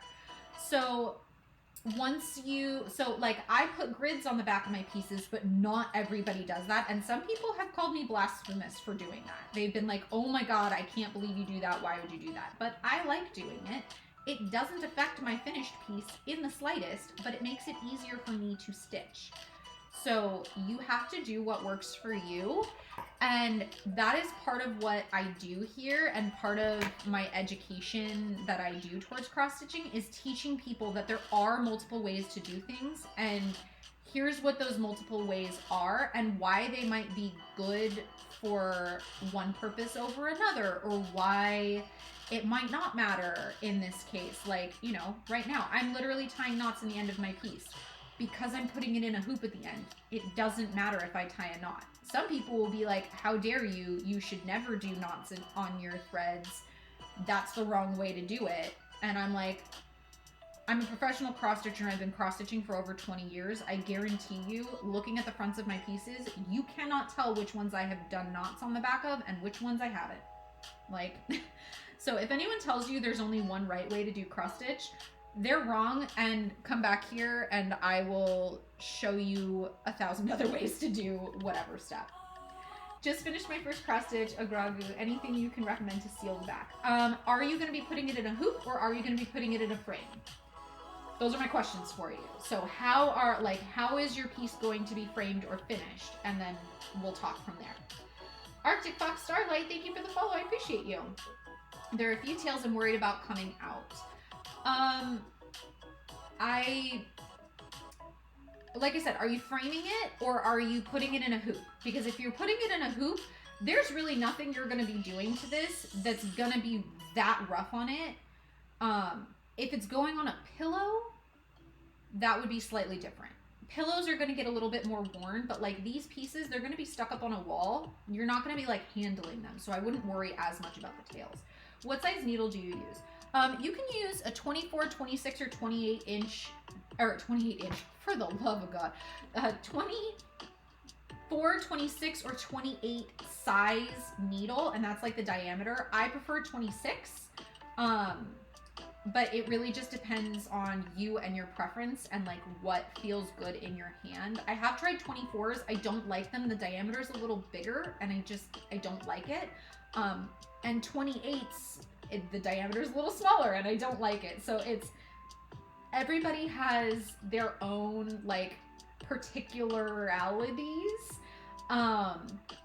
And if anybody has any questions about like what supplies I specifically use, I do have a link in my bio that I've linked everything that I use. They're not affiliate links. I don't get any money from you guys like clicking through them or anything like that. I just like, here's the shop I get my needle minder. Here's the type of hoops that I use. Here's where I get my DMC floss or what brand of floss I use. Here's where I get my cross stand, like all of that kind of stuff, including like the needle and what size needle that I prefer to use. Starbucks or Deal Dough? I don't know what Deal Dough is, so I'm sorry. Spazzy Sam, thank you for the follow. I appreciate you. Probably hoop. So if you're putting it in a hoop, I wouldn't worry about the tails coming out. And I do have, I have a couple different ways that I finish the backs of my hoops. I actually have 3 TikTok videos. If you go through my cross stitch, playlist, I have videos where I show off 3 different finishing methods for hoops. So one of them is a sewn method like this, where you are sewing the back of it. So I start by cutting a loose circle and then cutting these little notches into it and then folding them over and just stitching all the way through. And that secures this edge of fabric pretty well. I also have a super glue method that is really, really quick and easy, but it's not my favorite because it doesn't look the best. And then I also show a hot glue method, which I don't usually show on my lives because it's a pain in the butt to have my hot glue gun out and like have to plug it in and like have it ready. So I don't typically do that method on lives. I typically do either the sewn method or the E6000 method on the live streams. So with this method and the hot glue method, if you really are worried about the threads coming loose, you can also like take a piece of just like regular, what the heck? out of here. You can take a piece of regular like felt and cut a circle of it that's the same diameter as your hoop and hot glue it to the back of this, and that completely seals in the back of your piece. So like as long as you are not picking and pulling at these threads on the front, there is no reason your threads should really come loose if you're finishing it in a hoop and you've completely sealed in the back. I don't typically bother sealing in the back, partially because I'm lazy and I don't want to, and partially because I cross stitch so much. I would go through so much felt and so much hot glue, and like I said, like anything I can do to like skip steps or have less steps, I'm probably gonna go for it. So yeah, those are kind of the three methods that I tend to use when finishing the back of a hoop. And again, like there's pluses and minuses to each of them. Sometimes I will accidentally cut the edge of my fabric too close to the edge of the hoop, and I won't be able to sew the back like that one I just showed. I will have to use the super glue method, because you can do that even if you just have like the barest of bare minimums of fabric showing around the edge of the back of your hoop. So yeah, I would recommend watching those videos and figuring out which method you like and works best for you. And there's also like 100 other ways to finish the backs of hoops. Those are literally just the ones that I do. There's a ton more that you could do. There's so many. But yeah. The Alphantix, thank you for the follow. I appreciate you. How does the grid on the back help? So when I am first starting a piece and I'm trying to figure out where I need to come up with my first couple colors, that's typically how the grid helps me. As I stitch more and more on a piece, I use the grid less and less. So I actually probably won't need to use the grid for the rest of this piece because I have enough other colors that are already finished that I'm just going to stitch based off of those. But at the very beginning of a piece, I definitely use it quite a bit to make sure that I'm stitching in the right place to keep my piece as centered as possible on the fabric.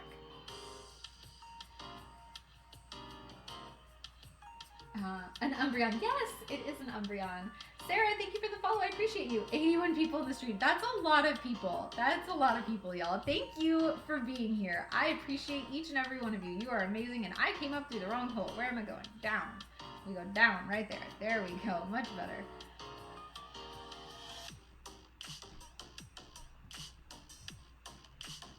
Kay Disleo, thank you for the follow. I appreciate you.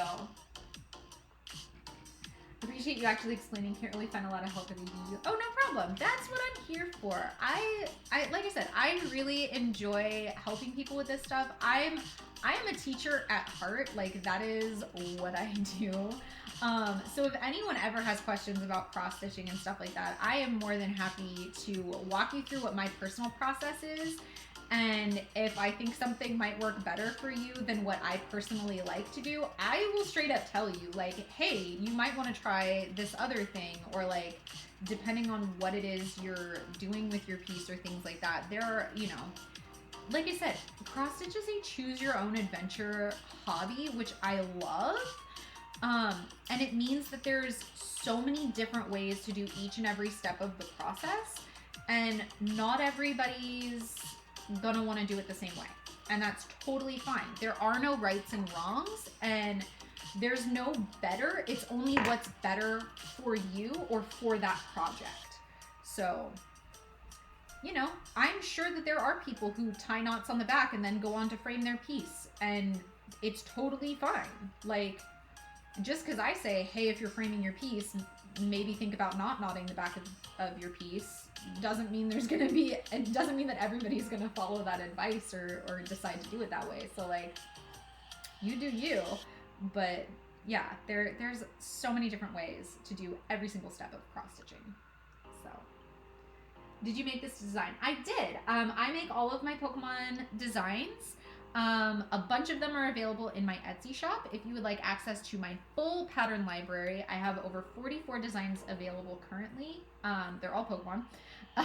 And that is through my Patreon. So yeah, I do make all of my own designs. Some of my older pieces that, like, if you're watching on Twitch, some of the ones up on my wall are not made from my own designs, but I will be replacing them with ones made from my own designs as I stitch and finish more of them. Because I can make patterns a lot faster than I can stitch them. So that's just kind of how that goes.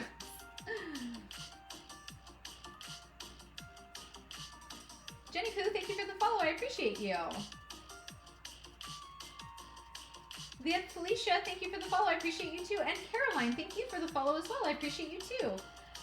Leah Felicia, I love the needle magnet. Oh, thank you. I got it out from an Etsy shop. And I do have the link to that in my bio. There's like a link, like, I think it's titled like, what do you use? Or something like that. And I do link to the shop where I got my needle minder. And she has a ton of really, really, really cute ones. And this is the one that I got for my birthday. And I love it. It's so cute. Hannah, thank you for the follow. I appreciate you. I just started cross-stitching. What happens if you mess up on a stitch? You can do what's called frogging, where you pull the stitch back out. It can be a little tricky.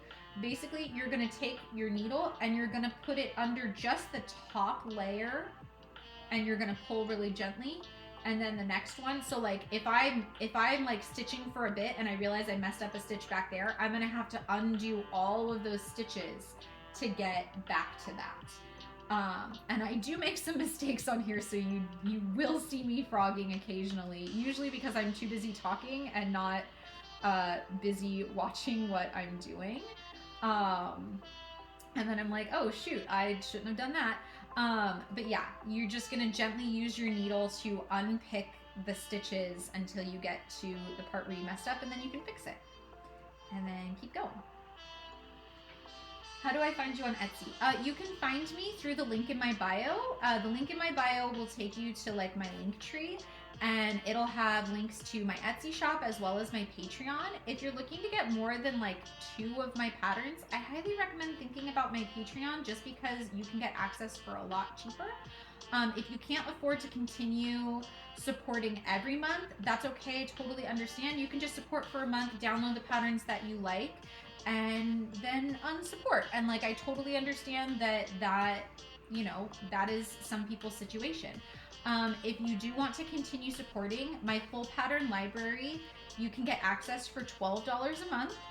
And I add at least 4 new patterns every single month. Last month I added 5, and this month I added 8. So I did go a little overboard this month, but that's okay, because it's fun. I am also going to be adding some shiny patterns to the Patreon, as Patreon exclusives soon. I am working on the patterns for making some shiny Pokemon as well. How did you start making your own patterns? So I used to use patterns for Pokemon made by somebody else, and then she took them all off of the internet and they were no longer available anywhere. And so I was on I'm on this epic journey to stitch all of the original 150 Pokemon. And I started about 15 years ago, and I was about halfway there when the patterns were taken off of the internet. And I had a few patterns still left over, but I decided if I'm gonna have to start making them from scratch, that I was going to make all of my patterns from scratch, and I was going to restitch all of the ones that I had spent years stitching. So now if you look at the wall behind me, if you're on Twitch, all of those ones that were not my patterns, I'm gonna be getting rid of at some point. I don't know, I'm probably gonna either sell them or like do like auction for charity or like things like that.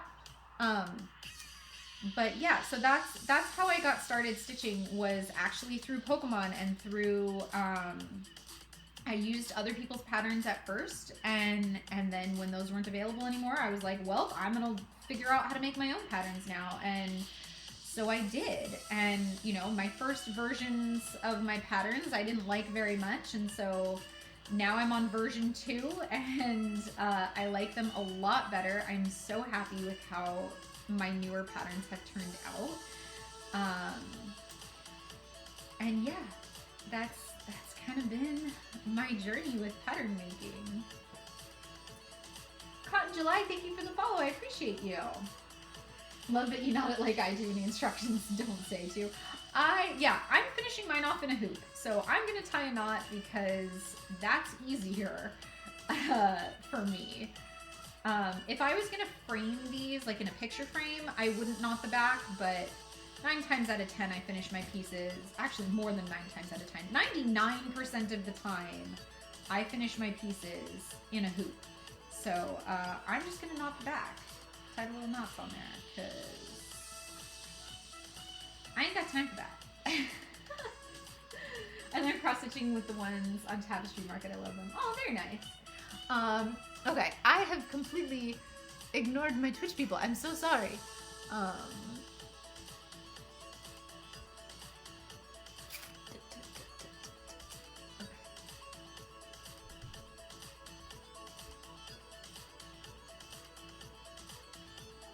What happened? Okay. Sorry, I'm so far behind. I'm on the way home from a family dinner and I have my Umbreon and Stitch stuff with me, and I wish I had like a little headlight so I could use... Oh yeah, a little book light, little headlight. Amazing. Kaley, cheers. I don't think I redeemed this one yet, so here you go. All right. I'm confused why it isn't catching. Oh, sometimes it's mean. Your back pedals to finish them off look so nice and neat. I need to practice tidying mine up. Oh, practice makes perfect. I've been doing this for so long.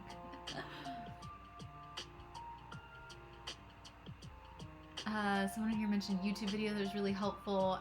It's only a couple minutes long. I stopped using the grid on my fox after having the tip of the tail done. Yeah, exactly. Once you get like the beginning few stitches, like I don't use the grid after that. I think you're working on it right now. Oh, yay. The fox is so cute. It's looking so good. The moon is slowly coming along. The back looks all neat too. Oh, that's awesome. Having a tidy back always makes me feel good. And the good thing is when things get a little messy, hey, it's the back. Turn it over and look at the pretty side. Yes, exactly. Whatever your back looks like, that is, people need to, first of all, people better be asking your permission to see your back because consent is sexy. Also, whatever your back looks like is between you and whatever God you pray to. So, if it's a hot mess, nobody should care. Like, for real. I'm coming to terms with the face my back looks. I mean, my back may start all tidy but never end up neat. That's okay. That's okay. What does switch glasses do? Oh, I switch glasses. I switch which glasses I'm wearing. Making me switch my glasses. Here we go. Here we go. The other ones. There we go. I only have 2 pairs down here. I have another pair upstairs, but I keep forgetting to bring those back down. So you get the black ones or these ones. I'm curious. Shinies. I vote charity. Yeah, I'm definitely thinking of doing, like selling some of them off for charity and stuff like that. Especially to support, like, you know, stuff that I support. Tink, double cheers to you. And cheers again. All right. Back to stitching and answering questions. Over here.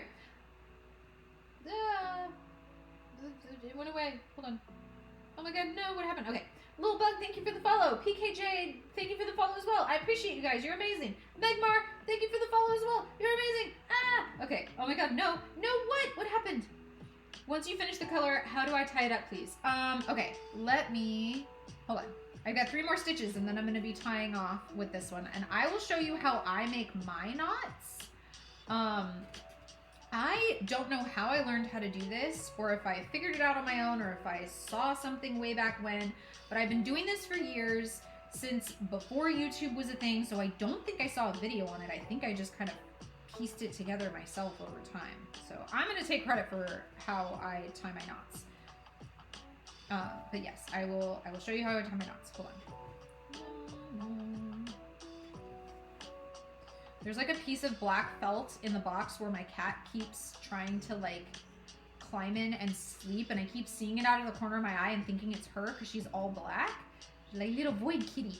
So I keep thinking it's her and it's not her, and it keeps throwing me off. Okay, so here is how I tie my knots on the back. So take your needle off, obviously. Okay, so I am gonna make a loop and I'm gonna make it into a triangle. Oh, you can't even see what I'm doing. Holy heck. Okay, there we go. Can you see this? Perfect. Okay, making sure it's nice and centered. All right, so I'm gonna make a loop on the right-hand side, and do you see how I make a triangle shape? So like the point and then the 2 points over there make a triangle. Now I'm gonna feed this through the center of that triangle, and I'm gonna flip this triangle over to the other side. So I'm gonna grab the thread through the middle, I'm gonna flip my triangle the other direction, and I'm gonna pull this thread all the way through. So I still have my triangle, 1, 2, 3 points. I'm gonna make this point go all the way down to be just gently kissing the back of my fabric. Okay, once it's there kissing the back of my fabric, I put my darn finger on it. So I'm gonna put my finger, boop, right there, and then I'm gonna pull on this piece to make it tight. Putting my finger on it means that that knot can't slide up and away from the back of my fabric. Now I'm gonna do it again. So I do a double knot. So I start by making my loop on the side, my little triangle. I'm gonna feed the thread through the middle and flip my triangle over to the other side. So I have my triangle again. So 1, 2, 3 points. This point, this time I'm gonna make sure this point of the triangle goes underneath my first knot. So I slide it all the way under that first knot. And then once again, boop, I put my finger on top of it. So now the double knot is going to be forced to tie itself on top of the first knot that I had. So once again, I'm just gonna pull this thread, boop, and now I have a nice clean little double knot that is just kissing the back of that fabric there, and it's not gonna wiggle away, and none of my threads are gonna pull loose. So that is how I tie my knots on the back of my piece. And then I just whoop, snip, and that's it. So that is how I do it. I hope that was helpful. Thanks, because I pay in real 5 times more expensive. I'm sorry. That is 5 times more expensive. Baby Bows, thank you for the follow. I appreciate you. Same, it makes it easier for me to not. Yeah, so much easier to not. That is my preference. It's not. Cotton July. I'm the first person to say the name correctly. Oh, awesome. I'm glad. Shay, thank you for the follow. I appreciate you. Hello, Mr. Suicune. How you doing? The neatness of my backs depend on time frames I have for a certain piece.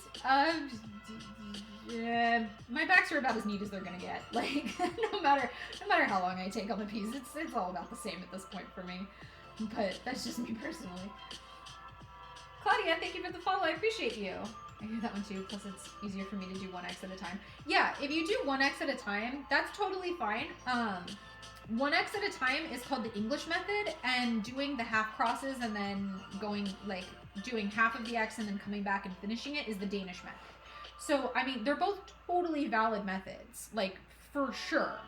I personally prefer the Danish method, for the most part. But yeah, they're both completely valid methods. I wish this was really me. Thank you for the follow. I appreciate you. She is Piper, y'all. Thank you for the follow. I appreciate you too. Emma, thank you for the follow. I appreciate you. As well as Lynn and Beth. Thank you guys for the follows as well. How do you get the knot under the knot when it's near the fabric? So like I should, okay, I'm gonna have to tie off again in a second.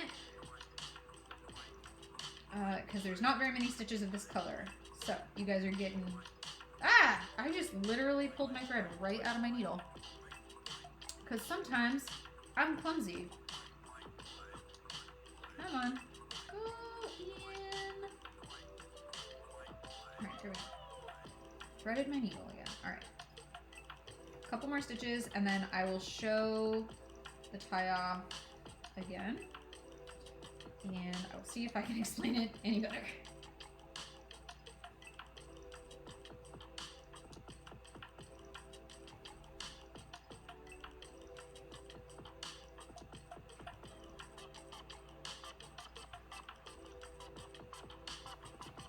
Give me a second. Sorry. Focusing on stitching for just a second. I think I've got like 3 stitches left. Something like that.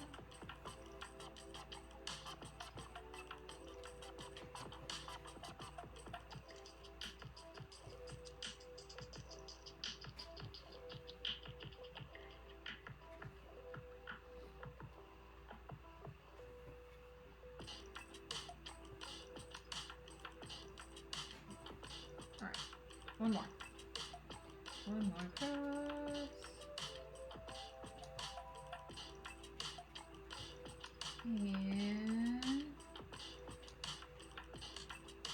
okay, there we go. Okay, so how do we get it under the knot? Okay, so this first one that we do, when we do this first one, we want it to kiss the fabric, but we don't want it to be like super, super tight. So we want it to be like gently kissing the fabric, if that makes sense. So that's kind of the key to being able to get that second knot under there. So if you can look, there's like just the tiniest little smidge of space under there. I don't know if you can see that. I'm hoping you can. So as we do our second one and we have this triangle, I'm like using this thread and these 2 points to like pull and wiggle that piece until it flips under. Like, so this is on, it's above it right now, and then it's under that knot, and then it's back above it, and then I pull it back under the knot. So I'm kind of like trying to show you like what it kind of looks like when it flips under. So once it's under, because you had that tiny little bit of space, that's what gives this thread just enough room to sit underneath it to do the double knot, and then hold and pull. So hopefully that was slightly better explanation, maybe, hopefully, maybe. Okay. But we are done with this color. Okay, let me put this back on my bobbin. All right, and then I'm gonna open up the poll for you guys over on TikTok again to vote on the next color that we're gonna be doing. We have 4 colors left. We have like a dark chocolate, a sort of dark chocolate, kind of a milk chocolate, and then a really pale yellow. So I'm gonna open up the poll real quick, and then I'm gonna continue answering some questions as we go while you guys are voting. So you can vote. This is number 1, number 2, number 3, and number 4 in the vote. So there we go. Did you buy this as a kit? No, I make my own patterns, so I made this. But I do offer kits. So if you go through my Etsy shop, I do have a listing to purchase a kit, and you can select which Pokemon you would like from the Pokemon that I have listed up there. And Umbreon is one of those options. So I can make you a kit and ship it to you, and you can have your own kit ready to go. Daisy Duck and Mad Maddie, thank you for the follow. I appreciate you.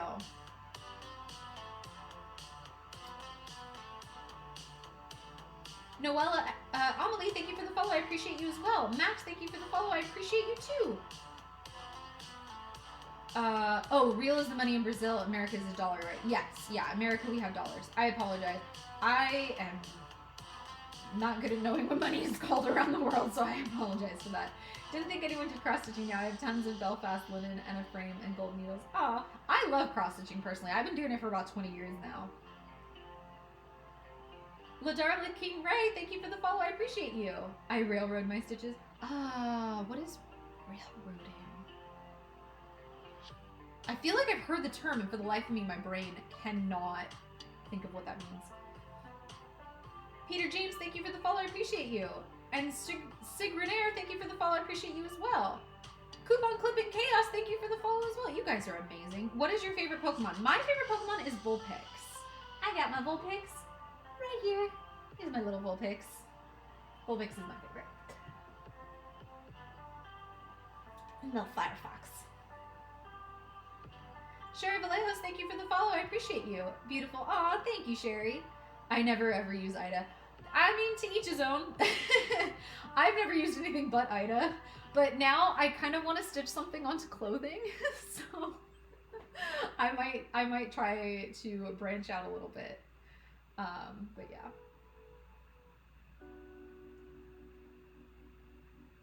Oh my god, Annalise, thank you for the follow. I appreciate you. So you can't vote in the comments because I won't be able to see it. You'll have to click the little poll button down below, and then you should be able to vote 1, 2, 3, or 4 for which one you would like to see me stitch next. I make my own patterns as well. Awesome. All right, number 2 won the most votes with 40%. Here we go.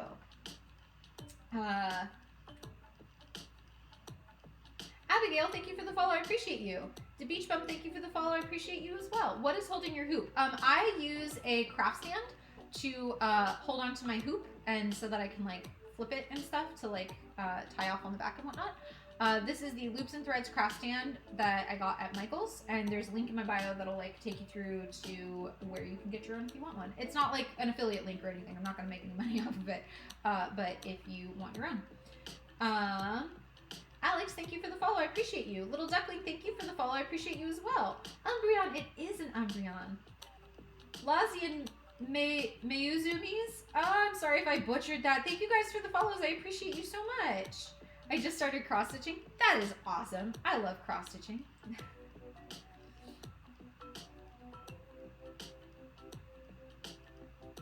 What is your music?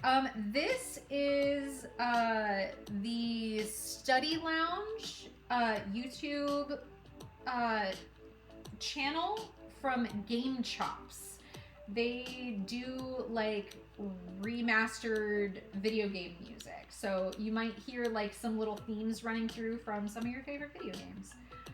Like Pokemon or Stardew Valley or Mario or I don't know. There's like a whole bunch of them. But yeah. I was very confused with why I was voting and clicked a random one. Oh, I'm sorry about that. Austin, thank you for the follow. I appreciate you. Hello, Pilaf, Ellie? Ellie, hi, how you doing? Can you zoom out so we can see it, please? I cannot zoom out far enough for you to see the craft stand because of the space that I'm in. I'm actually in a pretty tight space. But if you click the link through the bio, it'll take you through to it. Or I did make a video in my cross-stitching playlist where I do show off the craft stand that I use. Scrap Coapple. Scrap Coapple. Thank you for the follow. I appreciate you. Craft and Gaming, thank you for the rose. I appreciate that. You did just fine. I love seeing fellow cross-stitchers. Aw, thank you. I love cross-stitching. Abigail Newbold, thank you for the follow. I appreciate you. And Ellie, thank you for the follow as well. I appreciate you too. The link for your stand is broken. Oh my goodness. I am so sorry that that is broken. I got it from Michael's. It is the Loops and Threads craft stand from Michael's. What the heck color am I doing now? The little triangle shape. Okay. Okay, cool. So we're doing some more outlining now. Got it. I can do that. Start up here in this top corner. I saw someone doing a cross stitch for the SDV map. Oh, very cool. Cross and Gaming, thank you for the roses. I appreciate that. This is beautiful so far. Aw, thank you. Abigail and Jess, thank you for the follows. I appreciate you guys. I'm currently working on my own Pokemon project. I'm doing all the variations of Vivillon. Oh my gosh, there's so many of them. They are on my list of ones to create, and I do want to make patterns for all of the different variations. Last month, I actually released the Spring Deerling into my library, and so I'm going to be releasing the rest of the Deerling throughout the year as the seasons change, because I think that's a really fun idea. But yeah, Vivillon has like 20, 23, something like that, different variations. So that's going to be a heck of an undertaking for me at some point when I get around to Vivillon. But yeah, there's so many. Emmy Mill Milo, thank you for the follow. I appreciate you. I started cross-stitching in 2021 but stopped. This makes me want to start up again. Oh, I highly recommend it. I think it is such a peaceful craft for me personally, but I know not everybody feels that way. Not every craft is for every person, and that's okay. But if you like cross-stitching, or if you've done it before, or if you want to try it, I highly recommend it. And I am an enabler. Go do the thing. Can you show the back of one of your completed cross stitches? Yes. Give me a second. Do you want to see the back of a Pokemon piece? Because those are like in hoops, so they're not going to be easy to see. Or do you want to see the back of like a much more complicated piece that I just finished, but it's big and you'll get to like see what the back of one of my pieces looks like fully. 20 of them, 20 butterflies, so many butterflies. Do you ever worry about the neatness of the back? I personally don't. I believe that what your back looks like is between you and whatever god you pray to, and anyone asking to see your back needs to ask for consent, because consent is sexy. That is my personal hot take, whatever. If you are worried about the back of your piece, cover it up. Like, honestly, if you're stressed about anyone like coming in and taking your piece off the wall to see what the back of your piece looks like for real, just cover the back of your piece. And there are different ways that you can do that.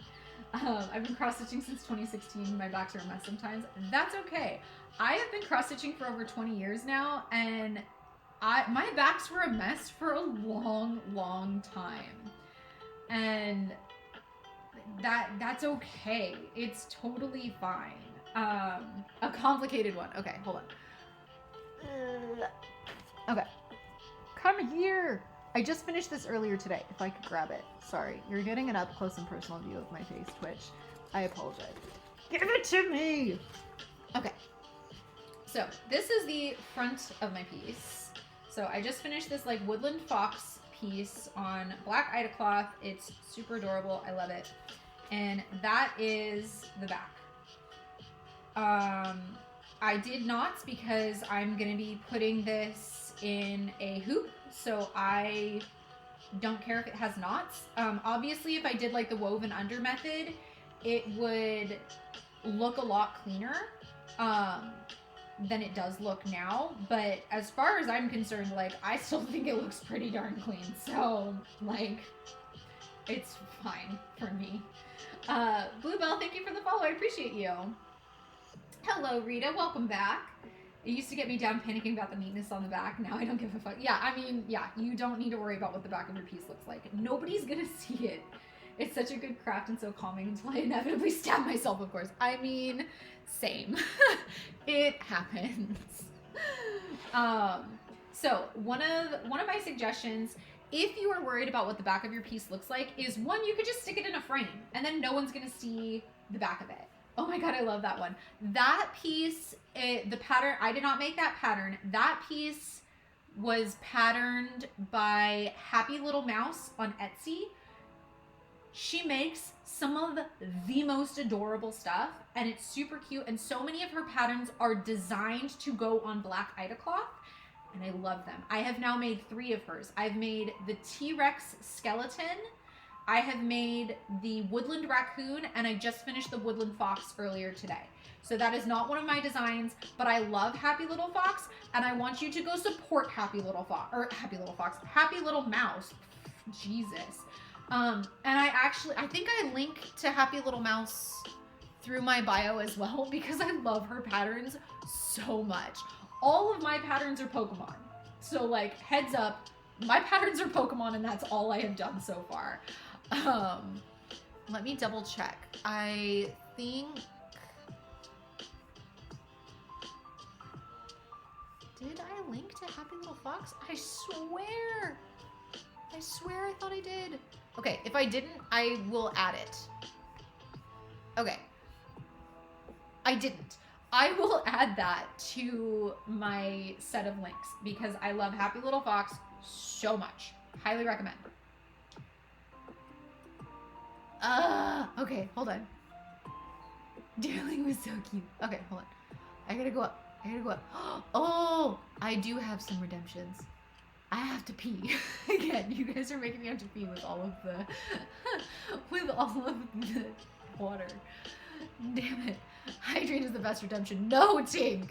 No. Okay. Do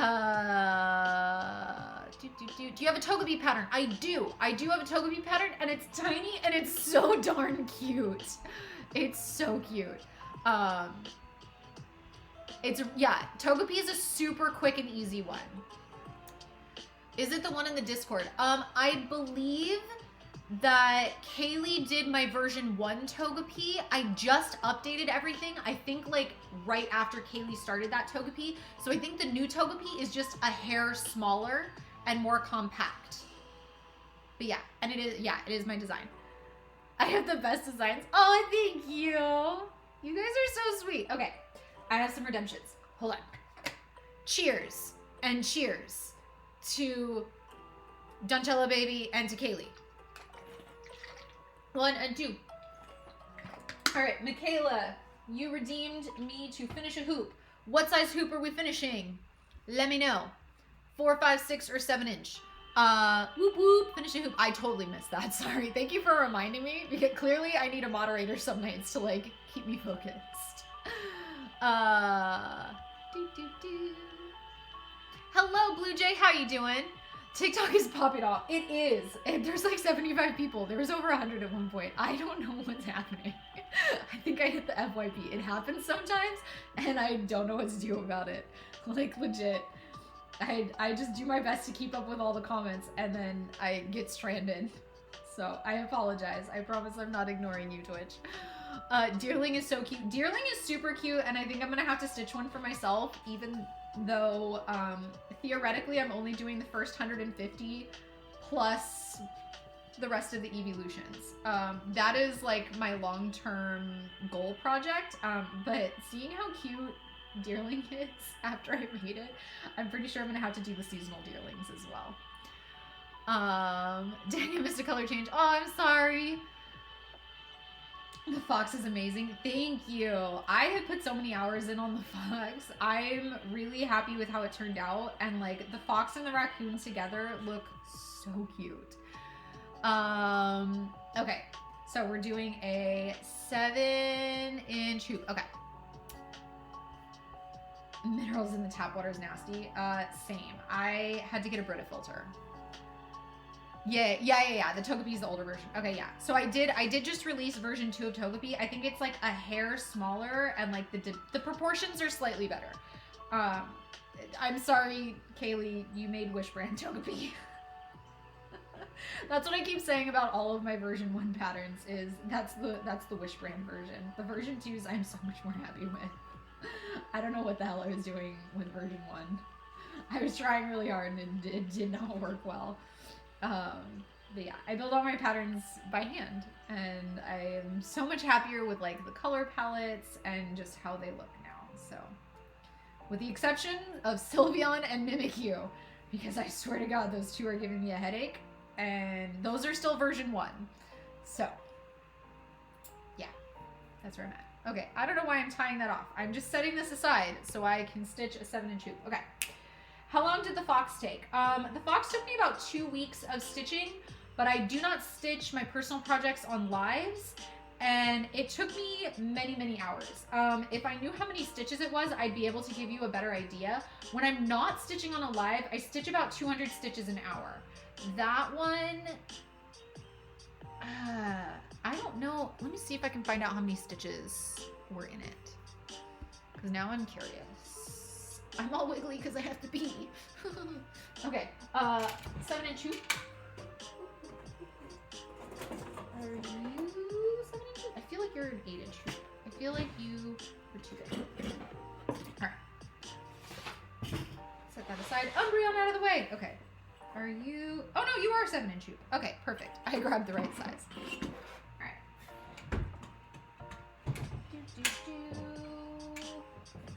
Blue? Okay. You can't choose Gyarados because Gyarados needs to be ironed. I'm sorry. I know I keep saying that. Eventually, I will get around to ironing him. Okay. Your choices are... so this is for Michaelers. Michaelers gets to choose because Michaelers did the redemption for me finishing a hoop. So, Moltres, Zapdos, Fearow, Golbat, Nidoking, Kingler, Muck, and Pidgeotto. And these are all made from patterns that I did not make, because these are the older ones that I made before that other person took their patterns off of the internet. So these are all older patterns and stuff like that that are no longer available, which is why I started making my own. But I still want to finish these off so I can either auction them off for charity or sell some of them or like whatever I decide to do with the rest of these. Nidoking. Muck is cursed. Muck can go away. Nidoking. Here we go. Okay, we're gonna pull Nidoking out. Also, a lot of these are like upwards of 15 years old. So if they look a little sad, that may also have played a factor because I have moved many times. And when I was younger, I didn't care if things got ruined, even if I had put lots of time and energy into them. Which in hindsight, Pastel needed some help. Okay. I cannot move that up any further, even though I would like it to be up a little further. But with how tight I cut this fabric past L, good lord. Past me was poor and didn't want to spend money on any more Ida cloth than I absolutely had to, so I would cut the fabric so tight. So this is how I'm going to show you the E6000 method. For those of you who are asking about different ways that I finish the backs of my hoops, this is why I have to do the E6000 method so often, is because when I was in my 20s and I was like, I'm going to save money by not using as much fabric. That's a mistake. Just use the flippin' extra fabric. Because this is hell. And this is also why I didn't hoop so many of these for so long. Is because I was poor and I couldn't afford the hoops. So, why no muck? Muck, I stitched about 3/4 of muck before I realized I had made a massive mistake and had no way to fix it. So I ended up having to throw muck away and stitch muck completely fresh again. So muck and I are no longer friends. Muck can suck an egg. That's how I feel about muck. So every time I see muck, I'm just like, muck. Because that's my life. Welcome to my random grudge that I have against a Pokemon for no reason other than I did it to myself. Alright. So, that's what I've got. Kim, Rustic Roots Artistry, thank you for the follow. I appreciate you. I need to reach that stage of not caring how the back looks. So what you can do if you care about how the back looks, and sorry, holy cow, I like completely punched the phone. I apologize for that. So if you care about what the back looks and you don't want people to see it, do this stitched method and then take a piece of felt and cut it out in the same dimensions and hot glue it to the back, and then no one will see the back ever again. And I have actually done that on a few of my pieces, not because I cared, but because I was like showing off how to do that. So I highly recommend, if you don't want people to see the backs of your hoops, either put it in a frame so that it's like completely framed and, you know, has a frame back and everything, or put a piece of felt on it, hot glue it on there, stitch it on there, however you want to attach it to the back of your piece, and it creates like this little 3-dimensional pocket. So like this still isn't getting touched and this doesn't get hot glue on it. It's just around this edge here. No one will see the back. The fox took a while. Do you Mod Podge it? No, I don't. I do not use Mod Podge. So for this guy, I'm going to be using E6000. You could use another super glue if you like. I just use and like E6000. I need that fox when I'm working on some navy Ida cloth right now. Happy Little Mouse, all one word. Happy Little Mouse on Etsy. Adorable patterns. Highly recommend. So good. EIY, thank you for the follow. I appreciate you. I'm currently doing a steampunk fox, but I really want to do the evolutions next. Do it. Evolutions. Jackie Cassandra, thank you for the follow. I appreciate you. Pokemon Sprite's fun. Aw, thank you. I want to do this with Fire Emblem. I have never played Fire Emblem. Why does the gray look metallic? Some of them just kind of have a little bit of a shine with the lighting, that I'm using. Oh, don't open this yet. What am I doing? We need to cut the rest of this off first. Yeah, Steampunk Fox sounds amazing. If you want to join my Discord and drop a link to the Steampunk Fox so I can see what that looks like, I would love that. Steampunk and foxes, like, two of my favorite things. Kate Cat, thank you for the follow. I appreciate you. Ilaria, thank you for the follow. I appreciate you as well. How long did the fox take you to do it? So adorable. Okay. Hold on. Back to that question. Let me see if I can find the fox pattern again real quick. Purchases.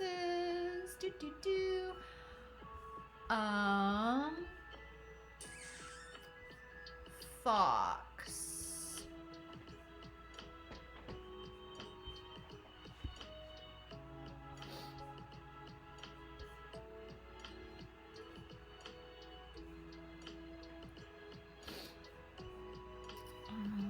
Hold on.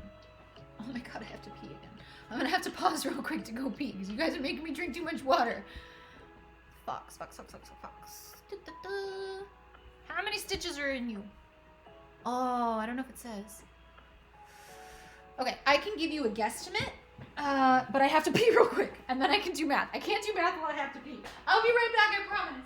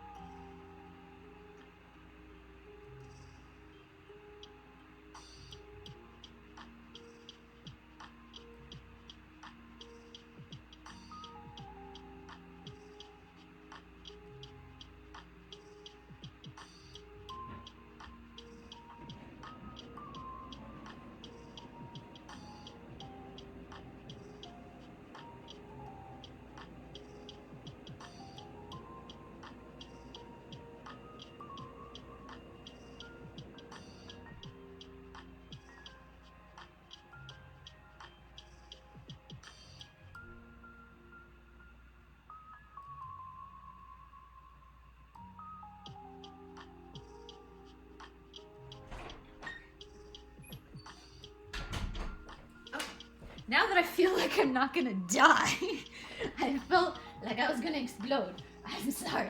Okay. Okay, I'm back. How many stitches? That's what I was answering. Okay.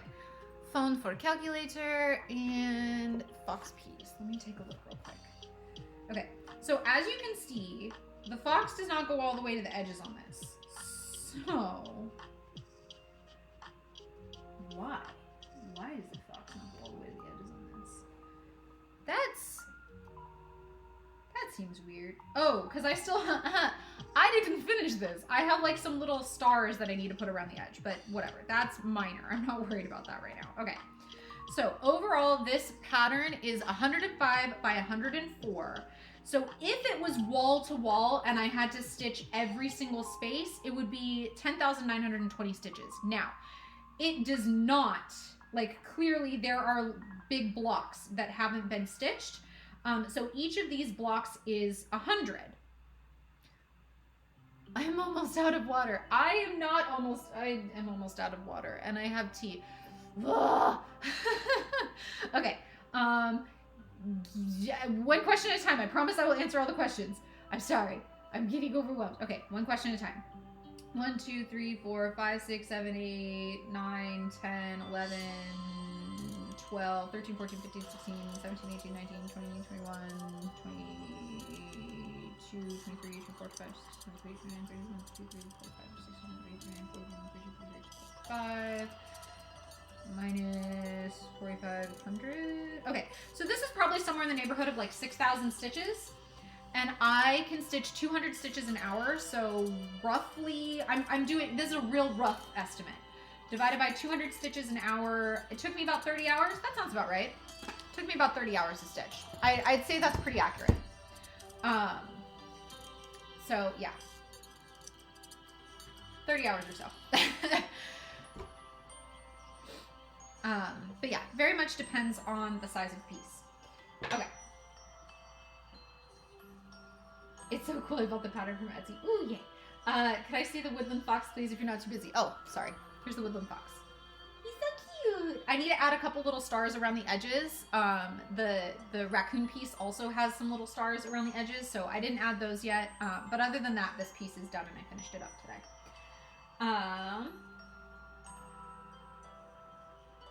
Desiree, thank you for the follow. I appreciate you. I think I have a problem. I started knitting, then stopped, then started cross-stitching, then stopped. I mean, I have had that problem in the past as well, where I just keep picking up new hobbies.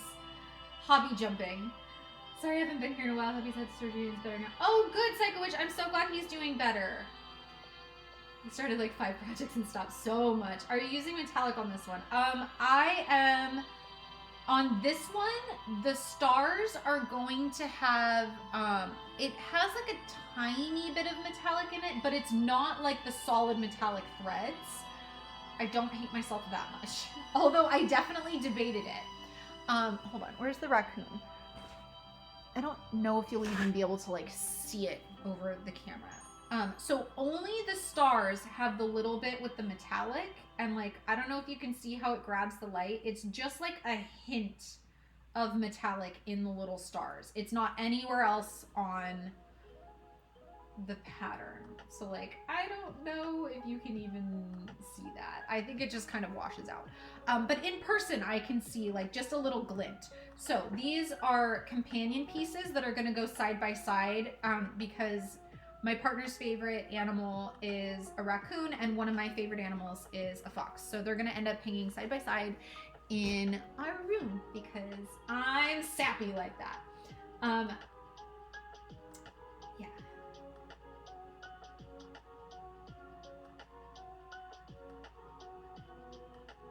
Okay. Sorry. So I am catching up on comments. I'm gonna jump back and forth for just a moment or two as I try to make sure I don't miss stuff.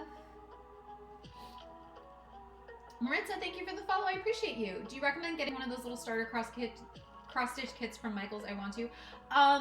Those are totally fine. There's really nothing wrong with them. I mean, it's totally up to you. If it's a pattern that you're gonna like, my biggest recommendation is that you start with a small pattern. So like my Togepi pattern or my Bulbasaur pattern, personally, like if you're going with one of my patterns, those ones are great because they're nice and tiny. Let me double check. Does my Togepi pattern have color blending? Color blending isn't hard. It's just like one more thing to think about if you're brand new to it. And I can't remember which ones of my patterns have color blending. So let me just double check before I recommend Togepi.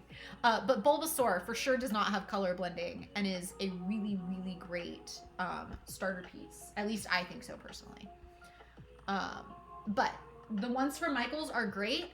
I just recommend you start small. So start with a pattern that isn't gonna overwhelm you, that you can get done in just a few hours. Togepi.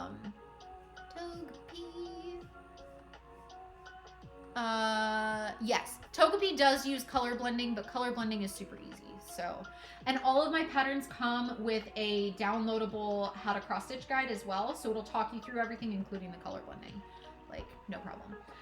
But yeah. Yeah, so the little kits are great. I start with something that's like 3 or 4 inches or something to start with. I mean, Vaporeon's fine too. Vaporeon's only 5 inches, so like I would not recommend starting with like Articuno or Mewtwo that are like 7-8 inch hoops. They're just overwhelming and they do take a really long time. So what's nice about the smaller hoops is you get a quick sense of accomplishment and you can decide pretty easily without putting too much time into it whether or not you like the craft.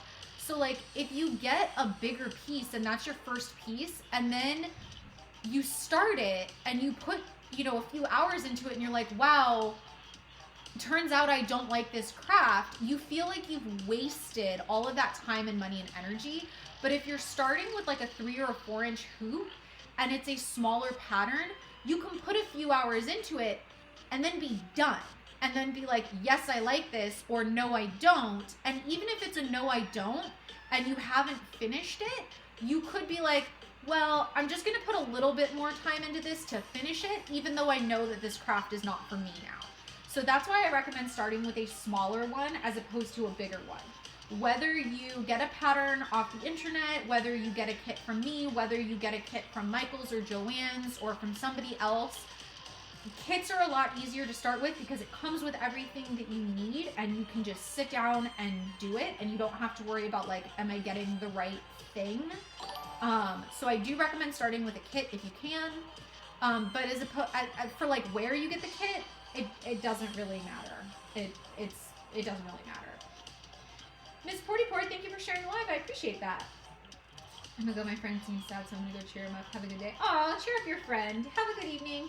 Do you stream on Twitch too? Yes, I am streaming simultaneously on TikTok and Twitch, so I am kind of jumping back and forth with the questions and whatnot. And I do have quite a few people here in my TikTok room.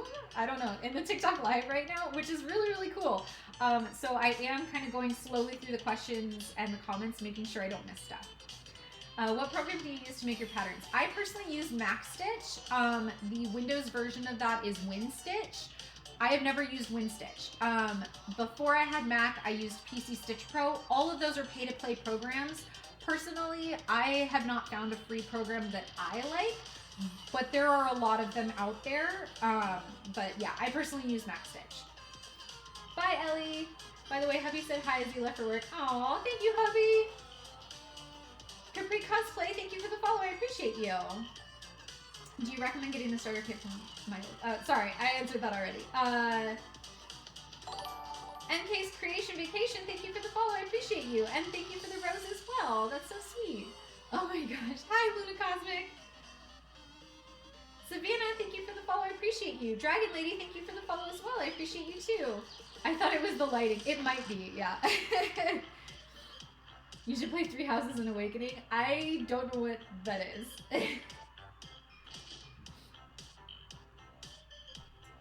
Hi, Jess. How you doing?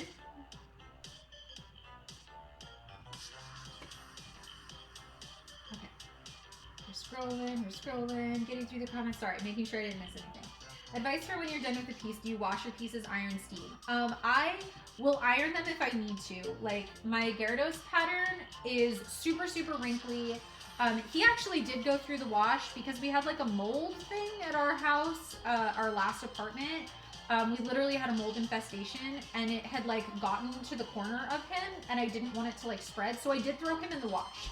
That was a couple years ago. He's fine. I just haven't ironed him yet. But typically I don't bother because I'm lazy and I don't want to do any extra steps if I don't have to. So like Gyarados definitely is going to need to be ironed. So I will have to sit down and iron him. But for the most part, I don't bother. Because I'm lazy. And if I can take steps out, then I will. Sydney, thank you for the follow. I appreciate you. Psycho Witch, thank you for the pandas. Those are so cute. T-Spotted V, thank you for the follow. I appreciate you. Nidoking, yes, we are going to be finishing up Nidoking. I will get to it, I promise. I'm trying to catch up on questions. Michelle Clark, thank you for the follow. I appreciate you.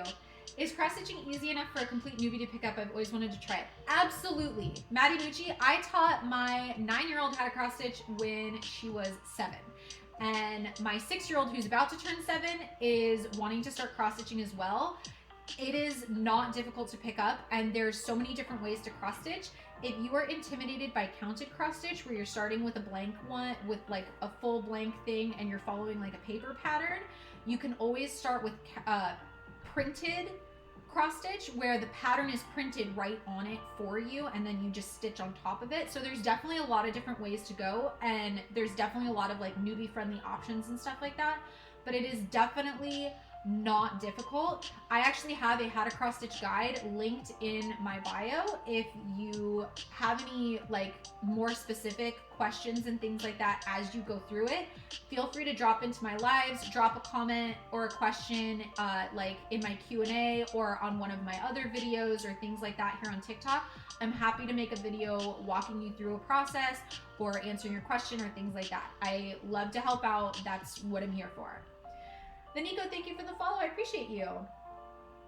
I'm over here now. I keep getting calls. Oh, I'm sorry. My very first piece was 40,000 stitches. Oh my gosh. Go big or go home. But it was during COVID, so it's fine. I mean, okay. During COVID, I get that. But also, holy cow. And congratulations for finishing that. That is a lot, especially for a first piece. Maddie Bitchy, thank you for the follow. I appreciate you. Can I see the front back again? So there's the back of my Nidoking. And there's the front of my Nidoking. And I cut this way too short. Don't do this to yourselves, y'all. Give yourself some extra room like I did on Umbreon. This, not great. I will fix it. He will be able to be hooped, but it's not going to be fun.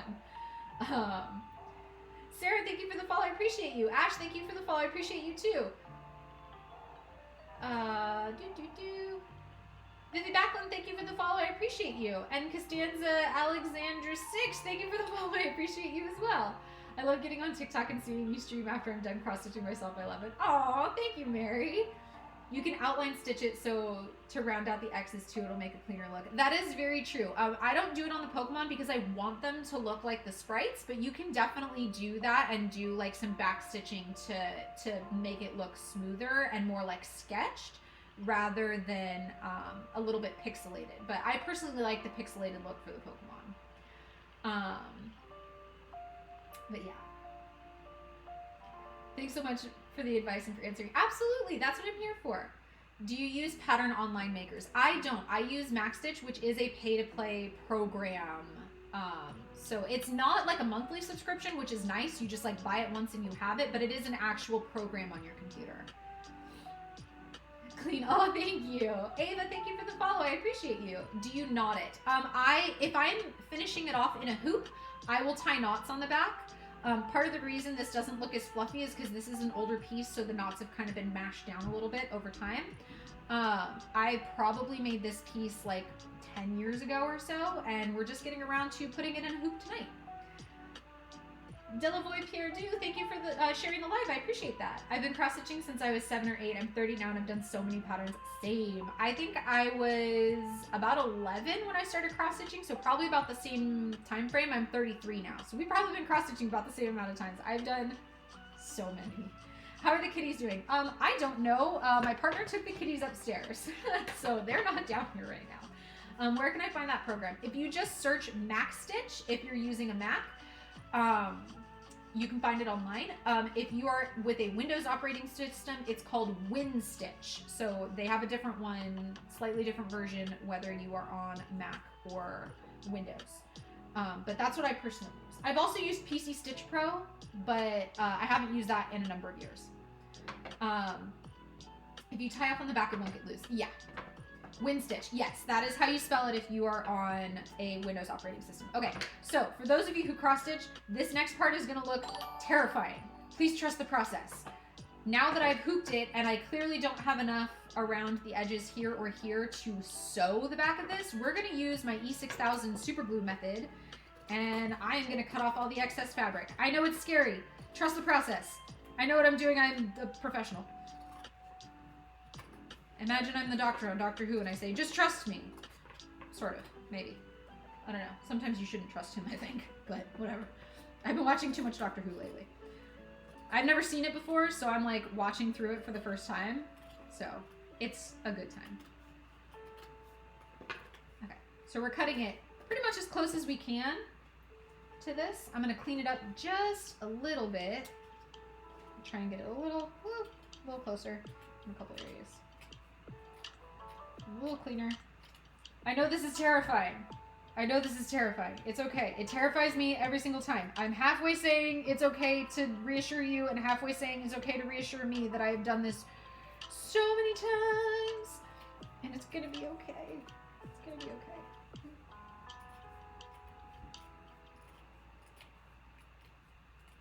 Alright, there we go. So, there's fuzzies everywhere. Okay, hold on. I'm gonna set him aside. I'm gonna sweep off these fuzzies into my little trash can, which I conveniently put right next to me. Get the fuzzies off. Okay, here we go. Ready? Ready? We're gonna fix it, so it won't be so scary now. All right. Okay. Here we go. Okay, E6000. We're literally gonna put this on the edge of this fabric, like this, and just inside the fabric where it touches the inside wooden hoop. So just like this, all the way around. Please note that, one, this is permanent. This will never be able to be taken out of this hoop.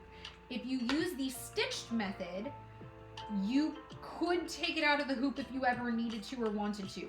This thing, never coming out. It is stuck there. Number 2, do this in an open, aerated area. I'm in a really big room right now. The room that I record in is like 12 feet wide and like 20 feet long. I'm in a really big room. I'm okay. I'm just kind of crammed into a corner. But this stuff stinks to high heaven. It's super gross smelling. Also, don't use it if you're pregnant. That's my personal, don't use it if you're pregnant. I don't think it says that on the bottle. I'm just saying that. It's nasty.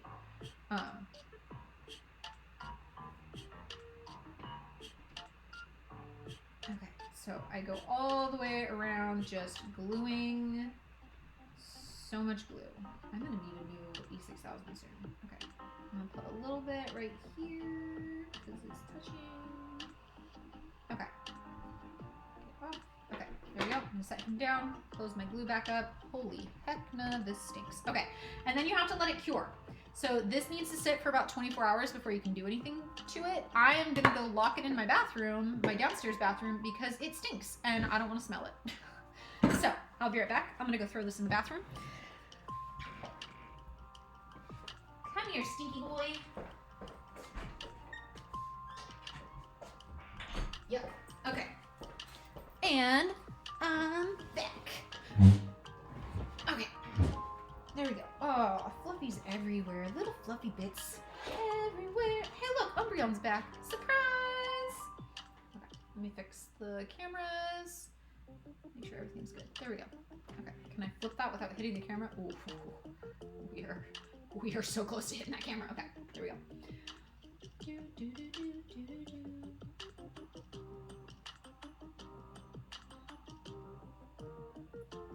Oh my god, I love Doctor Who, the second and third Doctor from the color too. I have not seen the older Doctor Who's. I kind of want to go back and watch them now that I like have some context for the show and whatnot. I'm still watching David Tennant. David Tennant post Donna. So post Donna, but pre any other companions. So I don't know what's gonna happen. I'm gonna find out at some point. At some point I'll find out what happens. But yeah, so that's kind of where I am in the series. But yeah. I make bookmarks with counter cross stitch. Oh my gosh, my favorite bookmark is a back stitched piece. It's all black work. So for those that don't know, black work is a type of cross stitching on Ida cloth that is not actually, you don't actually do any crosses usually. It's fancy patterns made out of back stitching on Ida cloth. But yeah, my favorite bookmark, I made my own pattern and it's gorgeous. I need to release that pattern. Like I should put that bookmark pattern in my Etsy shop and stuff. But I need to figure out how I want to back it and like how to recommend backing it for other people. I keep saying I have too many ideas and too many plans and too many things I want to do and not enough hours in the day to just like do them all. I have a feeling that when my kids are visiting their dad over the summer, they're going to be gone for like a month. I'm going to get so much work done because I'm not going to have to worry about children all day. I'm just going to be able to just sit down and like get my ideas out of my head where they live, rent free, driving me crazy. But yeah. Apple Slices, thank you for the follow. I appreciate you. Sarah Bro, thank you for the follow. I appreciate you as well.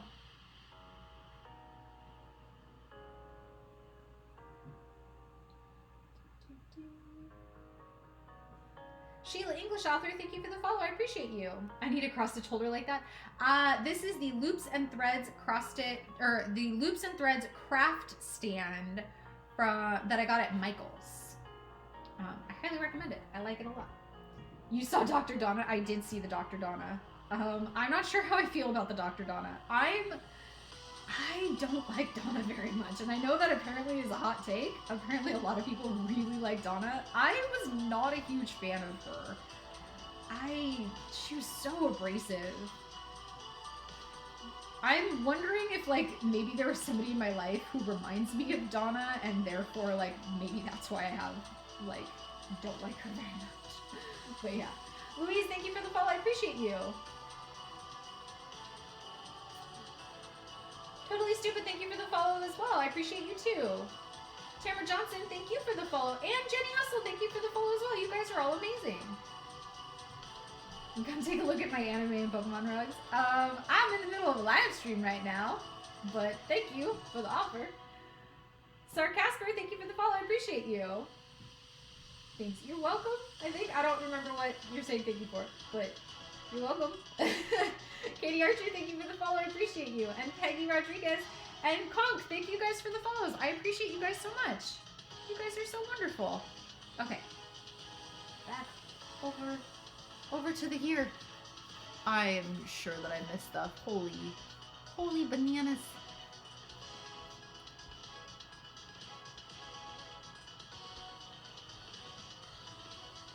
The E6000 hot glued sewing method, but would you show other ways to finish a hoop? It wouldn't necessarily need to be on live.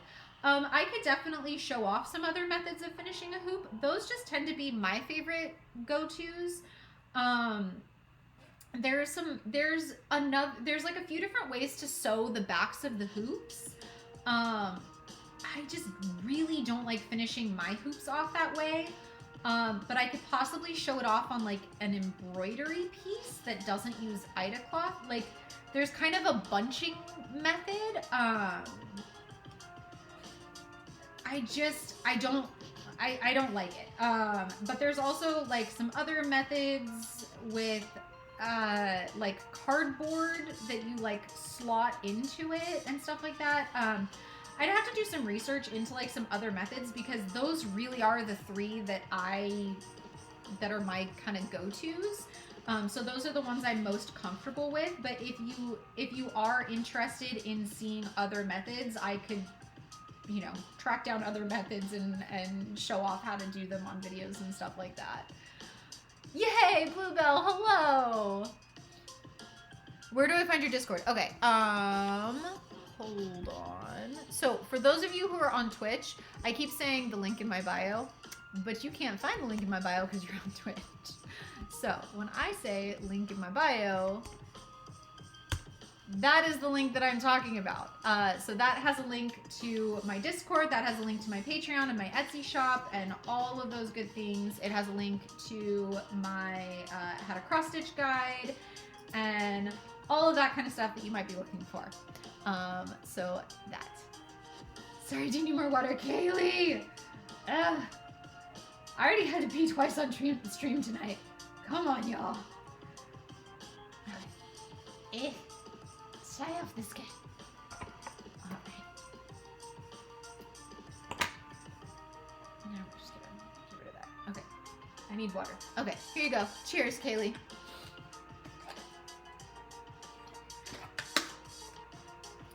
Can we have a TikTok video tour of your Pokemon wall another time? Sure. I have done a TikTok where I showed off all of the ones I had made up until that point. It's the one that has, what is the name of the song? World's Smallest Violin playing. And I actually had enough Pokemon finished to make it through that whole chorus with a new one on every beat. I couldn't freaking believe it. But I do have that. But yeah, I can do a tour of the actual Pokemon wall. Like I said, I have about 10 more that I need to hang up from the last few lives. But I will be getting those hung up probably in the next couple days, honestly. But yeah, I can do a TikTok video tour. I'm almost out of water. I'm getting there. Vaporeon may have been a bit big to start. I mean, 5 inches is still pretty close. I like 4-inch hoops. Yeah, I like the 4 to 5 inch ones. That's kind of like my sweet spot and where I do most of my stitching, honestly, is kind of in that size range. What am I doing? Okay, just stitch. And then I'm gonna jump. Just a smidge.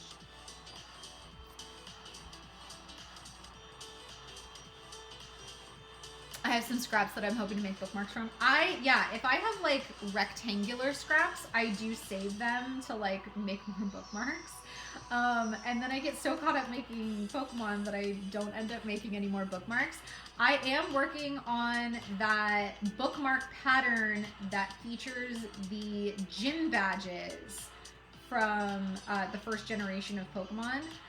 So I am working on that slowly. That one's going to be a little bit of a process because that is going to include the fancier stitches and some back stitching and things like that. So if you are looking to expand your cross-stitching vocabulary and take on a little bit of a challenge, that one's going to be a little bit more challenging than just full crosses. So yeah, that's going to be really fun and I'm looking forward to that. I have so much forage paperwork to do. Vex, cheers. Oh, and I gotta finish another Pokemon hoop. Oh, dang. Okay, Vex, I'm gonna give you your points back because I only have 5 more minutes on the stream tonight. I'm not gonna be able to finish another Pokemon hoop in 5 minutes.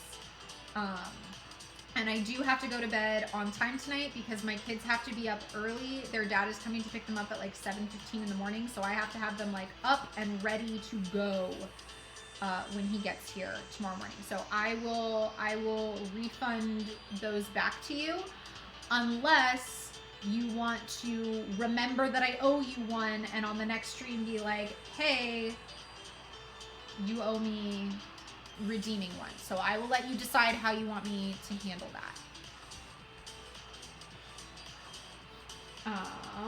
Okay.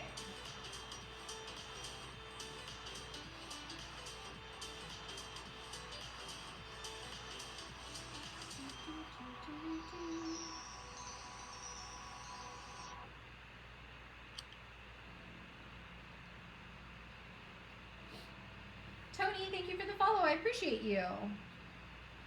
I never really liked her either. I like Amy and Clara. You'll see them in the near future. Oh, good. I'm excited to get a new companion. I think that there was some definite, like, promising characters that I think could have been really fun companions. I think the daughter could have been really, really cool. And I know that they like gave her own like spin-off radio show and stuff, but I still think I would have liked to see her as a companion. Also the cat burglar I think would have been really cool, and I know she like asked to join him and he was like no. I get why she could have been a really bad idea, but I think it would have been interesting to see how they both grew together. Like, I think she could have been really cool. But yeah.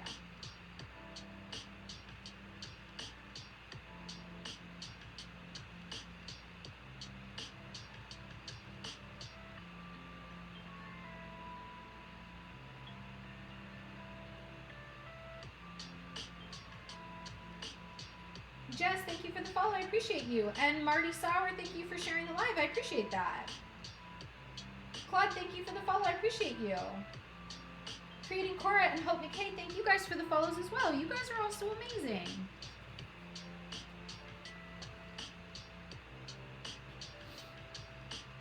Okay. Okay. If you're gonna forget, then I will refund it because, like I said, I only got like a couple more minutes. Let me hit that button now before I forget.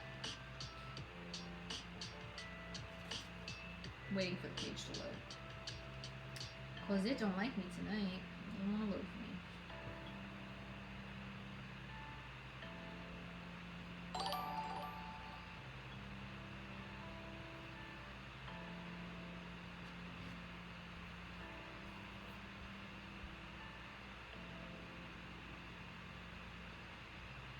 Pink Lily Peach and Bluebell and Holbert and some odd name and Lilac and It's Little Davy, thank you guys for the follows over here on Twitch. And Curious Asparagus, thank you as well for the follow. What a cute puppy. He is such a cute puppy. Alright,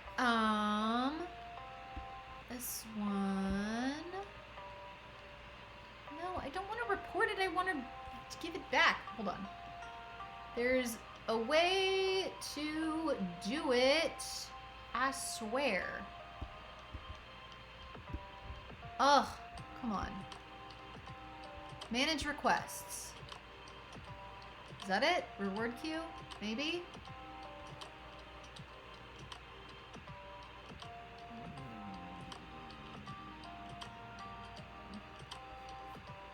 Oh god, okay, hold on. Oh lordy! Okay, hold on. Apparently I should be doing this after each stream. I didn't know that. There are so many. Okay, hold on. Okay. Okay, finish a Pokemon Hoop from Vex. Okay, I'm gonna reject it, and the points are gonna come back to you. So, go ahead and reject that. I'm completing all the rest of them. Okay, the rest of them have been completed, and they're out of my queue. Perfect. I closed the window. Hopefully that worked. These are really good. Oh, thank you.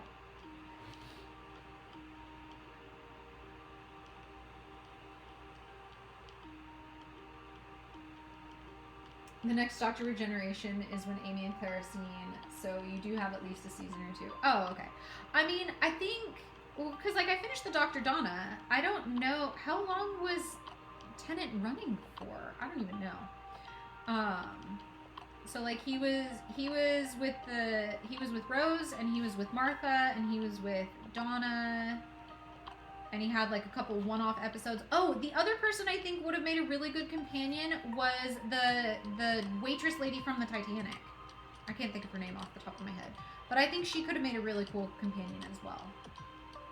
It would have been nice to see somebody who wasn't human, like see what they bring to the table. I hope we're able to try one more Pokemon before the end.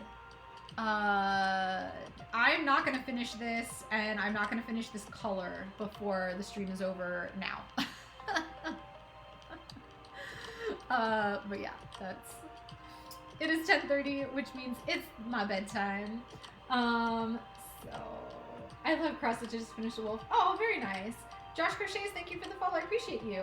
I think I have the same hoop holder. Probably it's from Michael's. Is that an Eevee? This is an Umbreon, but it's one of the Eeveelutions. The Darkest Raven, thank you for the follow. I appreciate you. Froggy Blossom, thank you for the follow. I appreciate you as well. And Sissy Ray and Natsu, thank you guys for the follows. You guys are wonderful. So it is the end of my streaming time tonight. I do stream twice a week. I stream on Wednesdays and I stream on Sundays at 7:30 Eastern time until 10:30 Eastern time. So about 3-hour streams. And I cross-stitch Pokemon. So I'm going to set Umbreon aside, and I will come back to Umbreon on Wednesday when I see you guys next. I might do some bonus streaming this week because my kids are going to be out of town, which means I'm going to have some free time during the day because usually I'm homeschooling them. So that's really exciting for me. So I might do some bonus stream time like during the day. I'm hoping to put together some more patterns and just do some more stuff like that. I also have, I don't know, just a lot of different things that I have planned that are in the works. I just don't have enough freaking hours in the day, and I'm trying so hard to like cram more stuff in, and it's not working. So first up, I want to say thank you so very much to my patrons.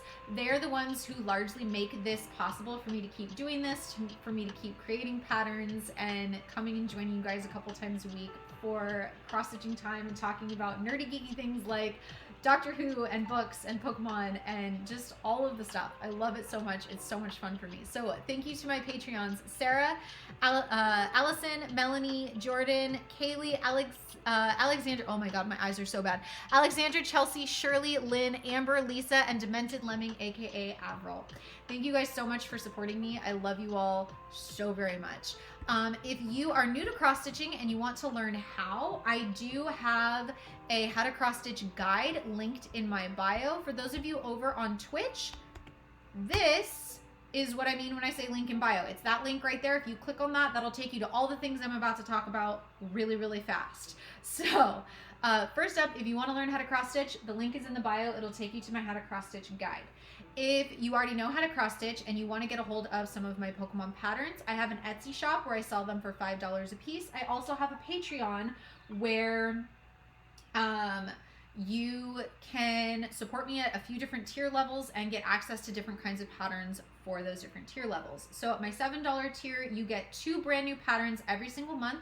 You also get access to Bulbasaur, Charmander, Squirtle, and Pikachu all the time. At my $12 tier level, you get access to my entire library of Pokemon patterns, which is currently 44 Pokemon patterns. I add at least 4 new ones every month. Last month I added 5. This month I added 8. Went a little overboard, but that's okay. I like treating you guys. If you join at my $50 a month level, that is my Kit of the Month club, and I, on top of getting access to all of my library of Pokemon patterns, you also get a kit shipped to you every month with everything you need to stitch your own Pokemon. This month's kit is Poliwag. Last month's kit was the Spring Deerling, and I think that was super fun and super cute with the spring equinox in the middle of March. If you have any questions about what supplies and materials I like personally, I do have a list that links to all of those that you can find in the link in my bio. And if you want to connect with me outside of TikTok or Twitch, I do have a public Discord server where you can connect with me.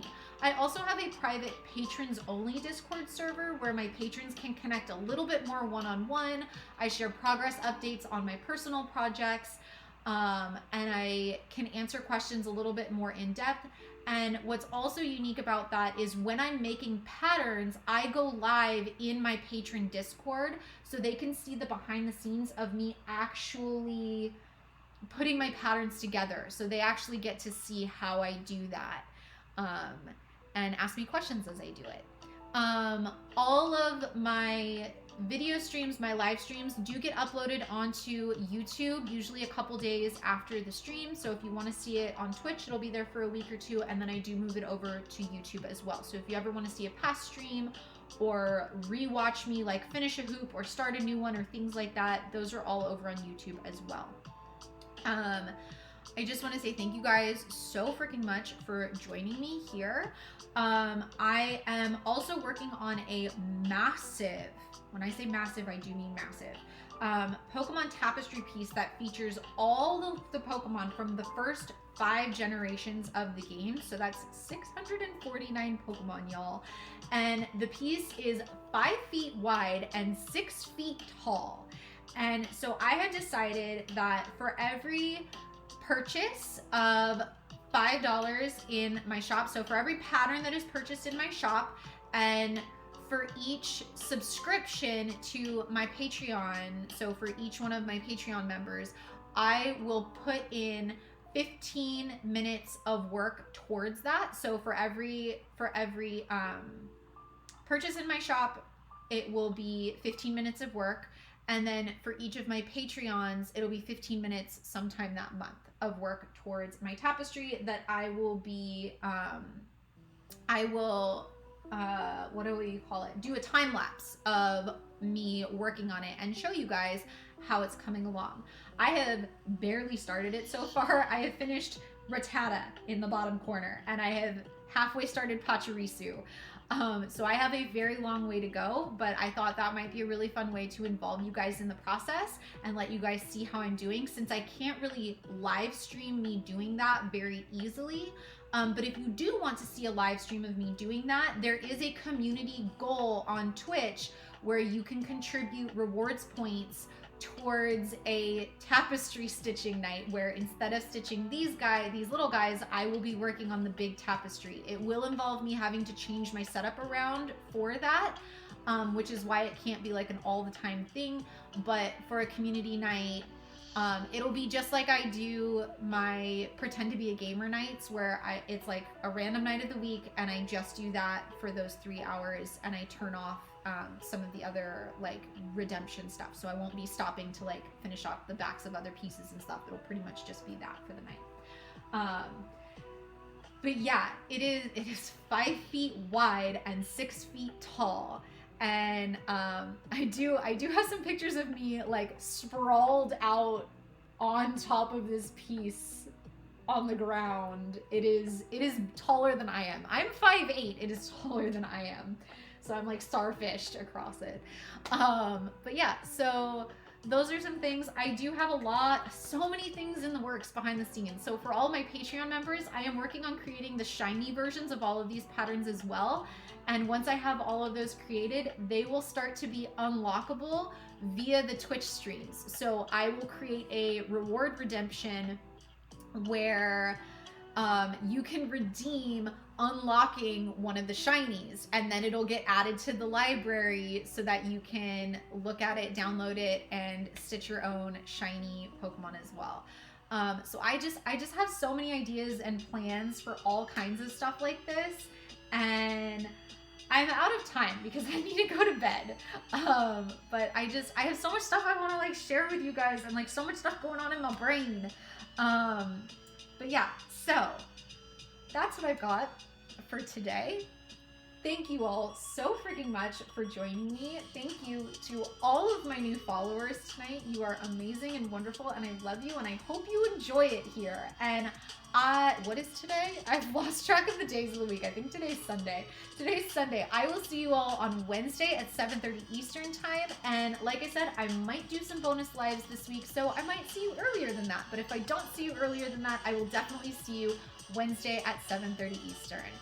And with that, good night, and I love you all so much. Thank you, my Goblin family, for joining me in the chaos tonight, and I will see you next time.